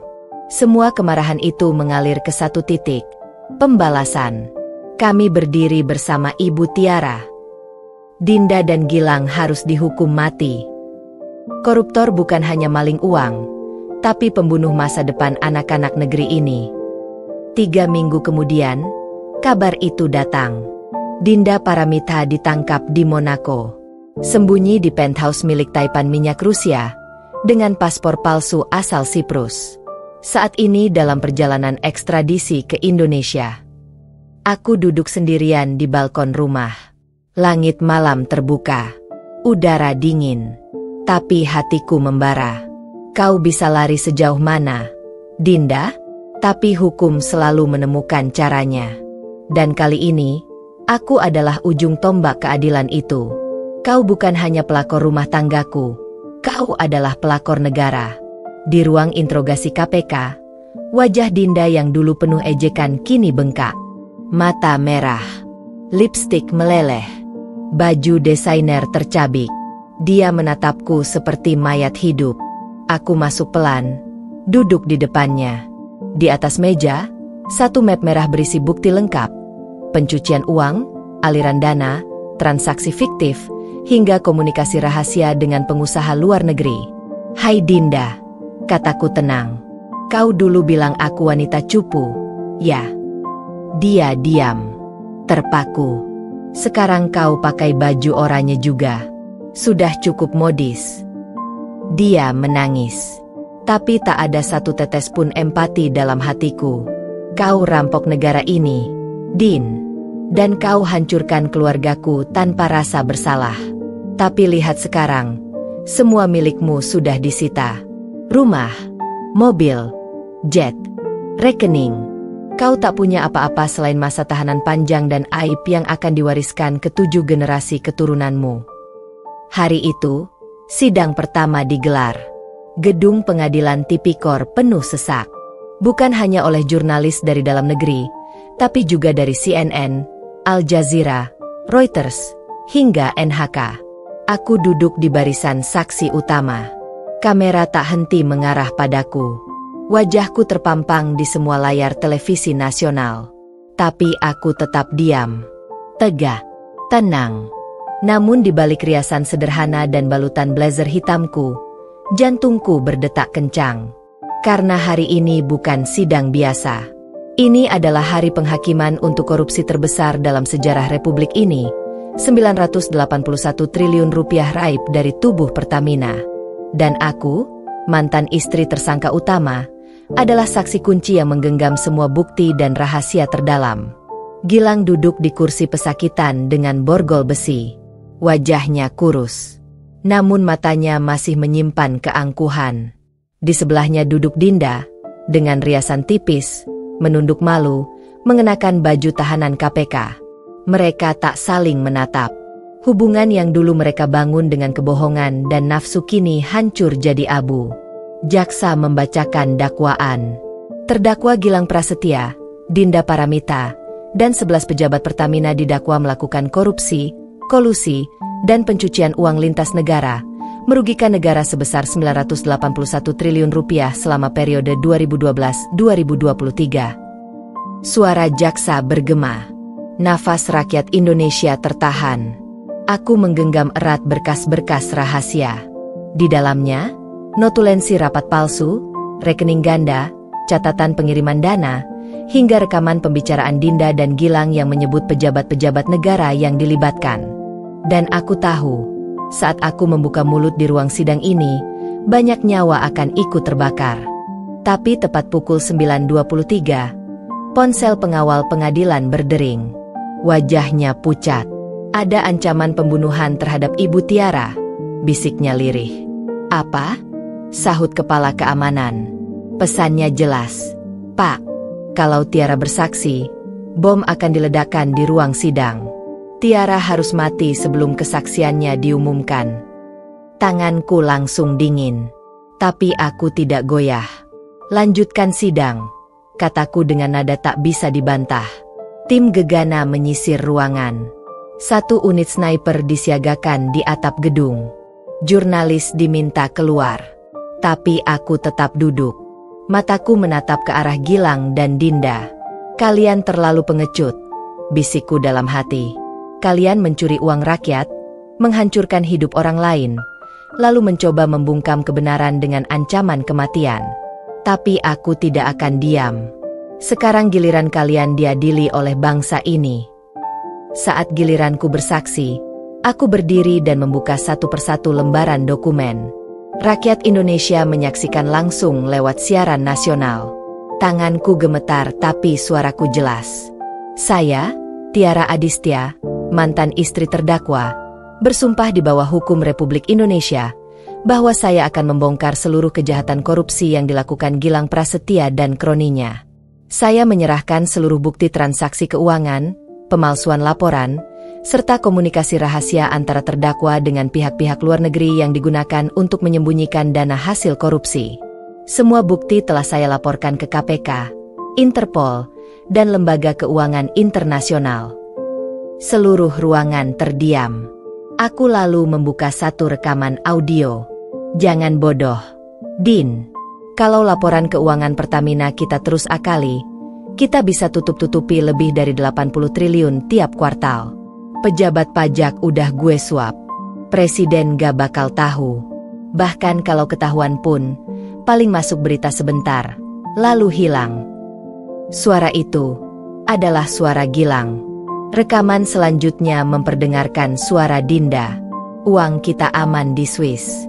Pakai nama perusahaan ayah aku di Virgin Island. Kalau kamu ceraikan istrimu, kita bisa pindah ke Milan dan hidup tenang. Suasana sidang mendidih. Gilang mencoba menyela tapi dicegah. Dinda menangis. Dan seluruh Indonesia menyaksikan dengan murka. Saksi Tiara Adistia, apa Anda mengonfirmasi keaslian rekaman ini? Saya konfirmasi, Yang Mulia. Apa tujuan Anda membawa semua ini ke hadapan pengadilan? Untuk menghentikan kejahatan korupsi di negeri ini. Untuk menegakkan hukum. Dan untuk membuktikan bahwa saya, wanita yang pernah dihina, dibuang, dan ditinggalkan, tidak akan diam saat negara saya dilukai. Tepat setelah itu, alarm darurat berbunyi. Tim pengamanan menemukan tas mencurigakan di basement pengadilan. Tapi setelah pemeriksaan intensif, ternyata hanya jebakan. Tidak ada bom. Hanya ketakutan. Hanya manipulasi. Ancaman itu nyata, tapi tak menghentikanku. Hari itu, namaku menjadi simbol. Tiara Adistia adalah Kartini masa kini. Wanita yang membongkar 981 triliun sendirian. Pahlawan anti korupsi dari dalam rumah tangga sendiri. Aku pulang ke rumah di malam harinya dengan perlindungan 3 pengawal. Di depan rumahku sudah menunggu ratusan rakyat. Mereka berdiri, memberi tepuk tangan panjang. Seorang nenek menangis sambil menggenggam tanganku. Terima kasih, Nak. Uang pensiunan almarhum suami saya pernah raib karena korupsi ini. Semoga Allah lindungi kamu. Aku tersenyum lirih. Tapi di dalam hatiku, Aku tahu pertempuran belum selesai. Karena saat uang sudah jadi berhala, yang kau hadapi bukan hanya manusia, tapi sistem busuk yang menjalar seperti kanker ke akar kekuasaan. Dan aku tak akan berhenti. Biar ku bongkar semuanya. Sampai ke akar terakhirnya. Depan layar besar di gedung KPK lantai 7. Di hadapan para penyidik, jurnalis investigatif internasional, dan utusan dari Lembaga Transparansi Keuangan Dunia, aku menggenggam sebuah flash disk berisi data mentah terenkripsi. Data ini adalah dokumen paling mematikan dari seluruh bukti yang selama ini kusembunyikan. Dokumen bernama Black Chow Protocol, Protokol Sapi Hitam. Dulu, aku hanya mendengar namanya lewat percakapan Gilang dengan kolega gelapnya. Tapi setelah perceraianku, aku berhasil mengakses brankas tersembunyi di apartemen Dinda, di balik lukisan abstrak, tertempel rapi di lemari dinding. Disitulah aku menemukan dokumen tentang Sapi Hitam, nama kode untuk aliran dana haram migas Indonesia yang disalurkan ke rekening gelap di Karibia, Dubai, dan Swiss melalui perusahaan cangkang bernama PT Sapi Hitam Nusantara Global. Isi flash disk itu, transkrip email antar pejabat, grafik alur pencucian uang. Bukti pembunuhan terselubung 3 auditor negara yang coba membongkar kasus ini. Daftar nama menteri, jenderal, dan bahkan mantan wakil presiden yang terlibat langsung. Dan satu nama yang membuat semua orang di ruangan itu menahan napas. Ketua Komisi Energi DPR RI. Aku berkata lantang, jaringan mafia migas ini bukan hanya merampok uang rakyat, tapi telah membunuh orang-orang yang berani berkata jujur. Dan semua itu ditutup rapat oleh kode Sapi Hitam. Gilang hanya pion. Dalangnya ada di ring satu kekuasaan. Seorang penyidik membalik halaman dokumen, terkejut melihat bukti CCTV pembunuhan auditor BPK di tahun 2019, yang semula dianggap kecelakaan tunggal. Aku tunjukkan transfer dana sebesar 43 miliar ke rekening anak perusahaan yang hanya punya 1 karyawan. Lalu muncul nama Direktur Utama Pertamina periode 2014, dan wajah-wajah yang biasa terlihat di sidang kabinet kini terpampang di laporan korupsi. Di balik semua itu, aku tahu, ini bukan hanya pembalasan pribadi. Ini adalah revolusi kecil untuk keadilan. Aku bukan hanya seorang istri yang diselingkuhi dan dikhianati. Aku adalah saksi hidup kehancuran sistemik. Ketika KPK meminta izin untuk membuka data Sapi Hitam di sidang terbuka, ancaman langsung datang. Email anonim masuk ke 5 kantor media besar. Jika protokol Sapi Hitam dibuka, 3 gedung vital di Jakarta akan meledak. Kami tahu di mana Tiara tinggal. Tapi kali ini aku tidak lari. Tidak seperti dulu ketika aku takut kehilangan segalanya. Kini aku sudah kehilangan semuanya. Dan justru itu yang membuatku tak bisa dihentikan. Konferensi pers darurat diadakan keesokan harinya. Aku berdiri bersama pimpinan KPK dan Kepala Interpol Asia. Saya, Tiara Adistia, dengan ini menyerahkan seluruh dokumen Sapi Hitam kepada publik. Semua rakyat Indonesia berhak tahu siapa yang menyedot darah negara ini. Dan saya tidak takut. Karena kebenaran lebih layak disuarakan daripada ditakuti. Dalam 3 jam, hashtag bongkar Sapi Hitam menjadi trending worldwide. Nama-nama besar yang selama ini dielu-elukan kini menjadi tersangka. Saham perusahaan migas tertentu ambruk. Bursa Efek Indonesia gempar. Elit-elit mendadak bungkam. Satu persatu pejabat mengundurkan diri.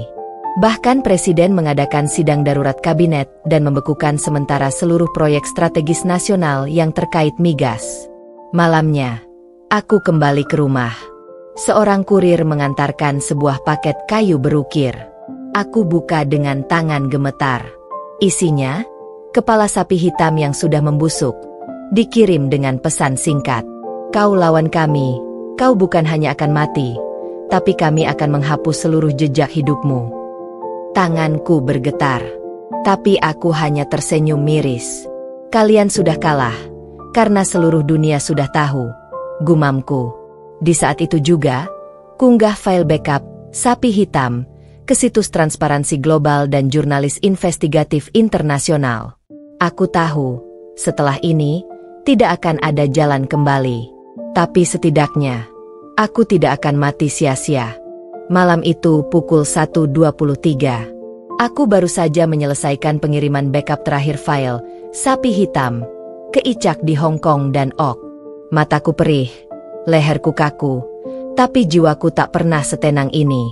Tak ada rasa takut, hanya kepastian bahwa aku sedang menggoyang pondasi busuk kekuasaan yang selama ini tak tersentuh. Aku menyeduh kopi hitam pekat, melempar pandangan ke jendela apartemenku yang menghadap Senayan. Tapi detik berikutnya, aku mendengar suara klik logam dari pintu utama. Refleks, aku matikan semua lampu. Aku tahu, kunci pintuku sudah diubah. Tak mungkin ada yang bisa masuk, kecuali seseorang telah menyuap pihak manajemen. Aku merayap cepat ke balik sofa, menahan napas. Brak, pintu didobrak. Dua pria bertubuh kekar masuk, salah satunya membawa pistol peredam. Satunya lagi memegang kantong plastik besar, mungkin untuk membungkus tubuhku jika berhasil dibunuh malam ini. Aku kenali tato di leher pria pertama, Salvage, kode dari geng pembunuh bayaran asal Kolombia yang biasa digunakan dalam operasi gelap negara-negara berkembang. Aku tahu, ini bukan hanya eksekusi. Ini adalah pesan. Jika mereka bisa membunuhku, mereka bisa membunuh siapapun yang berniat melawan jaringan ini. Tapi mereka tak tahu, aku bukan Tiara yang dulu. Aku geser tubuhku perlahan ke bawah meja kayu solid. Di bawahnya, aku sudah siapkan kamera tersembunyi dan remote panic button yang langsung mengirim sinyal ke jaringan wartawan internasional dan sistem backup otomatis ke media luar negeri. Mereka mendekat. Suara langkah kaki semakin jelas. Tangan kananku meraih remote kecil di balik karpet. Dia nggak ada. Cari di kamar belakang. Bersih habis. Cek kamar mandi. Saat pria bertato membuka pintu kamar mandiku, aku lempar remote ke arah cermin kamar. Perang. Mereka terkejut. Dalam detik yang sama, aku loncat dari balik meja, meluncur rendah ke dapur, menarik pisau pemotong daging. Dor. Dor. Dor. 3 peluru meluncur. 1 menembus lukisan, 1 lagi mengenai pinggiran lemari, dan 1 terpental dari handle baja kulkas. Aku berguling ke bawah meja, darah merembes dari lenganku. Tapi aku tak berhenti. Dengan 1 lemparan cepat, pisau itu bersarang di bahu pria pertama. Dia menjerit, jatuh sambil menahan luka. Kita kabur. Dia nggak sendiri, teriak si satunya. Dan benar, suara sirine polisi tiba-tiba meraung dari luar. Seseorang dari jaringan jurnalis tanggap darurat membaca sinyal dariku. Mereka lari terbirit-birit lewat balkon belakang, turun pakai tali yang sudah mereka siapkan. Tapi mereka lupa, semua gerakan mereka terekam kamera tersembunyi, termasuk wajah si penembak, dan tato Salvage di lehernya. Aku unggah semua rekaman itu malam itu juga. Dalam waktu 15 menit, video bertajuk Breaking, Tiara Adistia diserang pembunuh bayaran setelah ungkap korupsi 981T. Rekaman eksklusif telah ditonton 14 juta kali di X, Twitter, 6 juta kali di YouTube, dan disalin oleh ratusan kanal berita internasional. Trending topik, Tiara bongkar mafia Safe Tiara pembunuh bayaran. Tapi puncaknya terjadi keesokan harinya di gedung KPK. Aku datang dengan luka di lengan, dibalut perban, tapi kepala tegak. Di hadapan para penyidik dan media, aku tunjukkan rekaman penyerangan dan berkata, inilah harga kejujuran di negeri ini. Tapi selama aku masih hidup, selama masih ada yang bernyali, mafia ini tak akan bisa menyembunyikan darah rakyat yang mereka keringkan demi kekuasaan dan harta. Mereka pikir aku wanita cupu yang bisa dikorbankan. Tapi aku lebih kuat dari semua topeng mereka yang rapuh. Tiba-tiba, seorang jaksa berdiri, membawa map rahasia, lalu menyodorkan selembar foto. Wajahku membeku. Itu foto seorang lelaki tua berjas abu-abu. Tiara, ini adalah dalang sebenarnya. Dia pemilik PT Sapi Hitam Nusantara. Nama samaran, Pak Tani. Nama asli, Maijen Purnawirawan, Suryono Damarjati, mantan Kepala Operasi Strategis Pertamina dan penasehat Presiden periode sebelumnya. Dia, ayah angkat Gilang. Semua koneksi mulai jelas. Gilang bukan sekadar eksekutif. Dia adalah anak emas jaringan mafia migas. Pernikahanku adalah pernikahan politik, untuk menjadikan aku perisai jika mereka diserang. Aku adalah bidak. Tapi kini, aku berubah jadi ratu catur yang membalikkan permainan. Keesokan harinya, penggerebekan terjadi serentak di Jakarta, Balikpapan, dan Batam. 10 pejabat ditangkap. 3 jenderal aktif diperiksa. 2 ban dibekukan. Dan nama Gilang masuk dalam daftar buronan merah Interpol. Gilang tak pernah tahu, langkah kaburnya ke Dubai bukanlah akhir dari masalah, melainkan awal dari penghakiman dunia. 2 hari setelah penyerangan terhadapku gagal dan seluruh data korupsi 981 triliun tersebar ke media internasional, Gilang menghilang seperti hantu. Tapi aku tahu persis kebiasaan pria licik itu. Dia selalu mencari tempat di mana dia bisa tetap hidup mewah sambil membangun rencana pelarian lanjutan. Dan tempat itu adalah sebuah villa mewah di kawasan elit Emirates Hills, Dubai. Villa itu tersembunyi di balik tembok marmer tinggi, dikelilingi kamera keamanan, bodyguard bayaran, dan pagar elektrik. Tapi dia lupa satu hal, aku bukan hanya istri yang dikhianati. Aku adalah wanita yang dilatih bertahan dari kelicikan sejak ditikam pertama kali oleh cinta palsu. Dan kali ini, aku tak datang sendirian. 3 hari sebelum penggerebekan, aku mengirim email kepada Interpol, FBI, ICAC, OK, dan media internasional seperti Al Jazeera Investigates, New York Times, hingga NHK.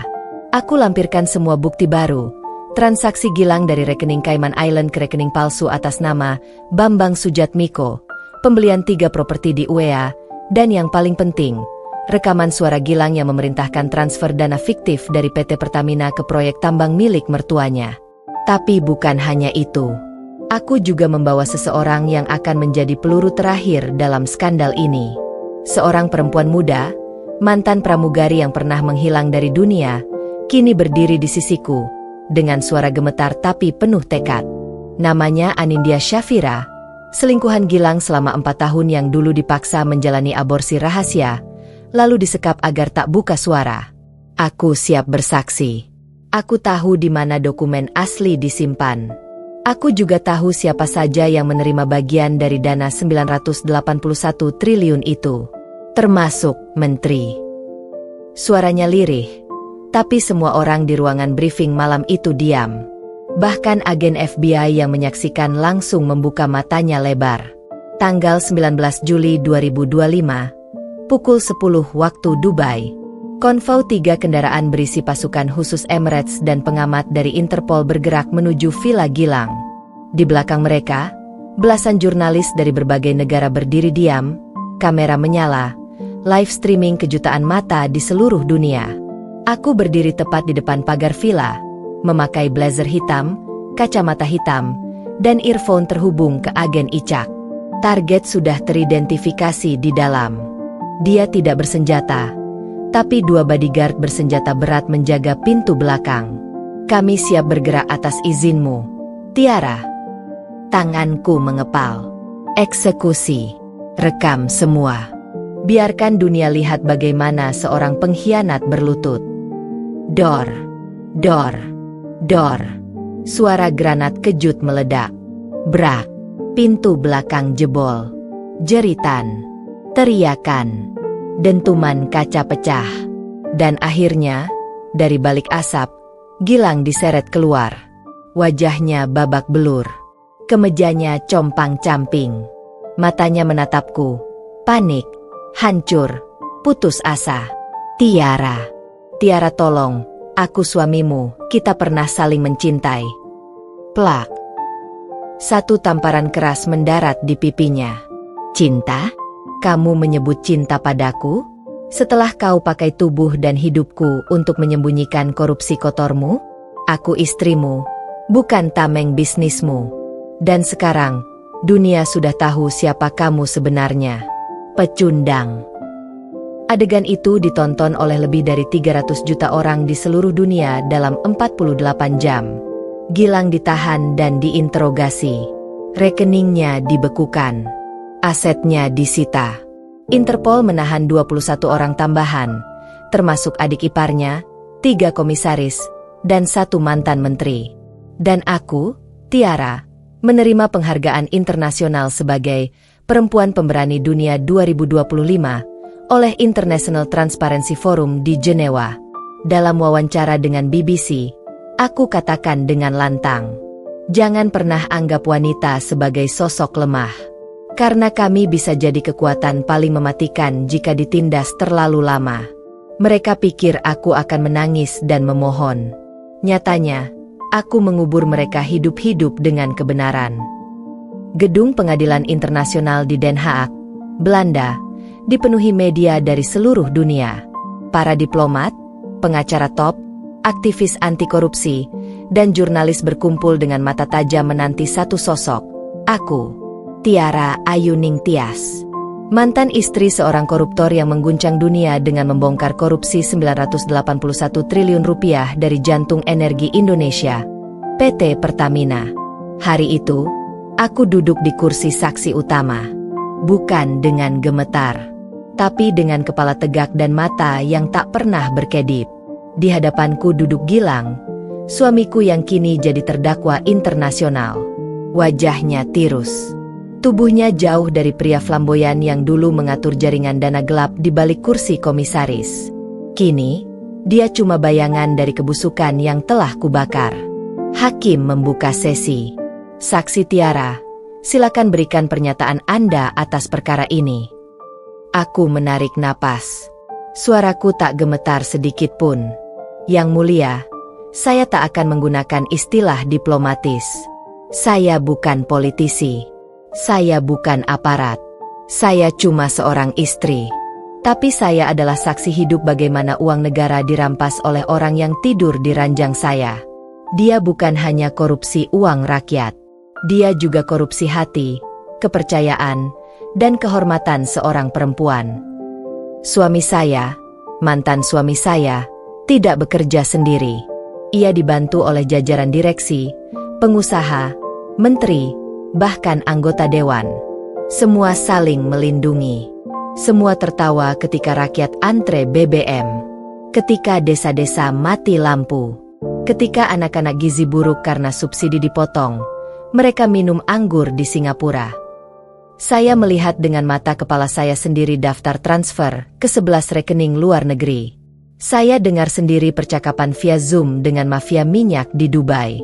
Saya membaca semua draft kontrak fiktif yang hanya dijadikan alat mencuci uang. Saya menyimpan semuanya. Dan hari ini, saya tidak hanya membawa bukti, saya membawa dendam seluruh rakyat yang kalian injak. Ruangan sunyi. Kamera-kamera mengarah padaku. Beberapa hakim menghela napas berat. Jaksa Icak berdiri dan menampilkan bukti demi bukti. Video rekaman, foto satelit pembelian properti di luar negeri, grafik aliran dana. Tapi yang paling menghancurkan, surat digital pribadi Gilang ke rekan pengusaha luar negeri yang bertuliskan, "Jangan khawatir, semua bisa diamankan." Bahkan istriku sendiri nggak ngerti aku siapa. Dia pikir dia menikahi pria biasa. Padahal aku punya jaminan sampai level menteri. Tenang, semua sudah kubayar. Surat itu terpampang di layar 8x8 meter.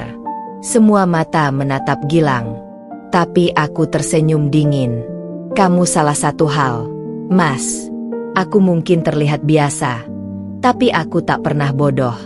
Dan sekarang, bahkan jaminanmu sudah satu persatu runtuh. Satu persatu menelponku minta perlindungan hukum karena takut ikut terseret. Lihat, siapa yang benar-benar punya kekuatan sekarang.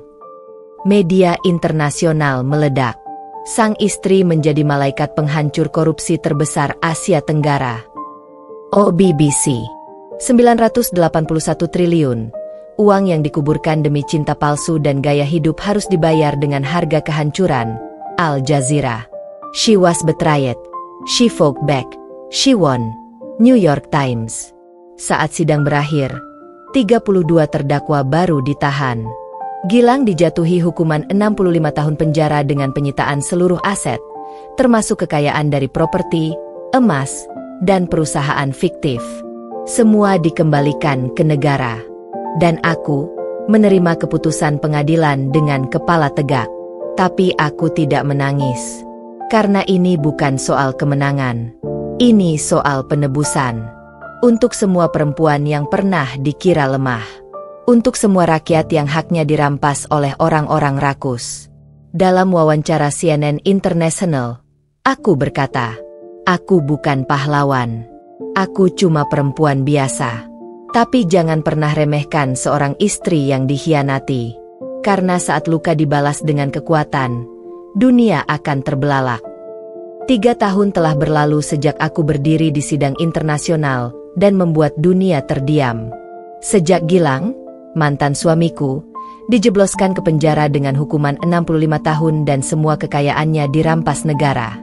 Tapi aku tak pulang sebagai pemenang. Aku pulang sebagai penyintas. Dan dari reruntuhan hidupku, aku membangun sesuatu yang lebih besar dari balas dendam. Harapan. Kini, di atas sebidang tanah di kaki Gunung Salak, berdiri sebuah bangunan yang setiap harinya penuh tawa anak-anak, suara pelatihan, tangis pemulihan, dan pelukan yang tak lagi menggigil ketakutan. Rumah itu bernama Tiara, singkatan dari tempat inspirasi dan advokasi rahasia perempuan.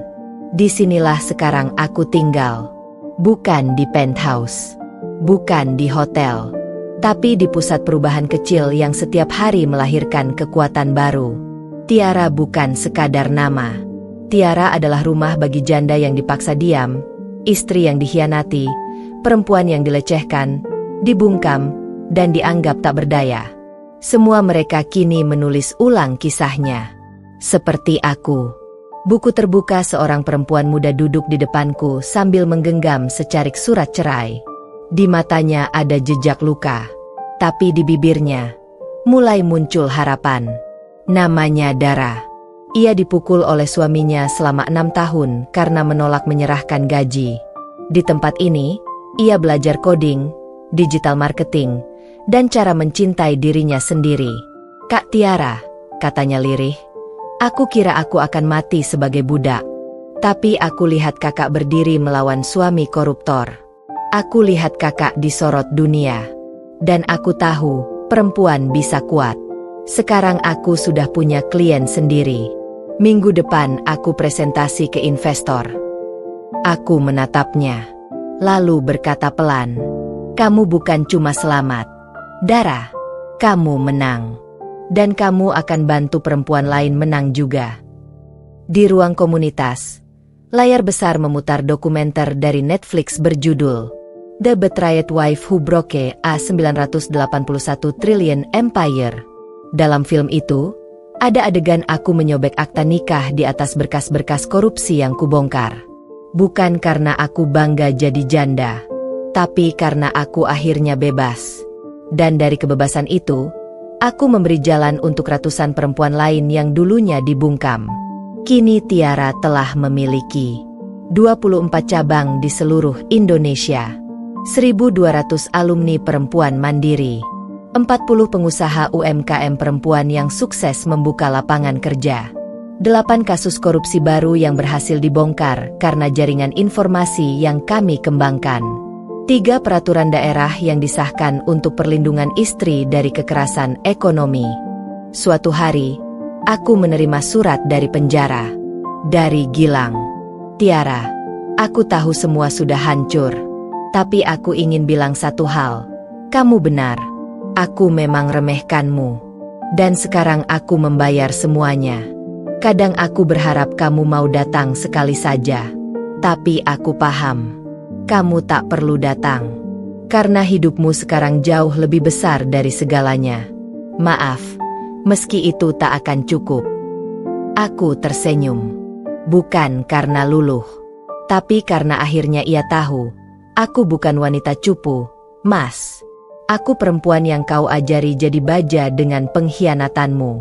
Di konferensi internasional Women Against Corruption di Seoul, Aku naik podium dan berkata, "Saya tidak melawan karena saya pemberani. Saya melawan karena saya muak. Jangan kira perempuan hanya bisa menangis di kamar. Kami bisa jadi saksi. Bisa jadi pemutus jaringan mafia. Bisa jadi mata rantai terakhir korupsi pecah. Dan bisa jadi api yang membakar sistem jahat sampai rata tanah." Hari itu, matahari terbenam pelan di balik jendela kaca rumah Tiara. Dara dan puluhan perempuan lain berkumpul di aula kecil untuk sesi malam. Aku berdiri di depan mereka, mengangkat satu cangkir teh. Untuk kita, yang pernah ditertawakan, pernah dianggap lemah. Untuk kita yang memilih bangkit, bukan untuk membalas, tapi untuk menyelamatkan perempuan yang lain. Mereka bersorak, mereka tertawa, dan aku tahu, ini bukan akhir. Ini baru permulaan. Tamat.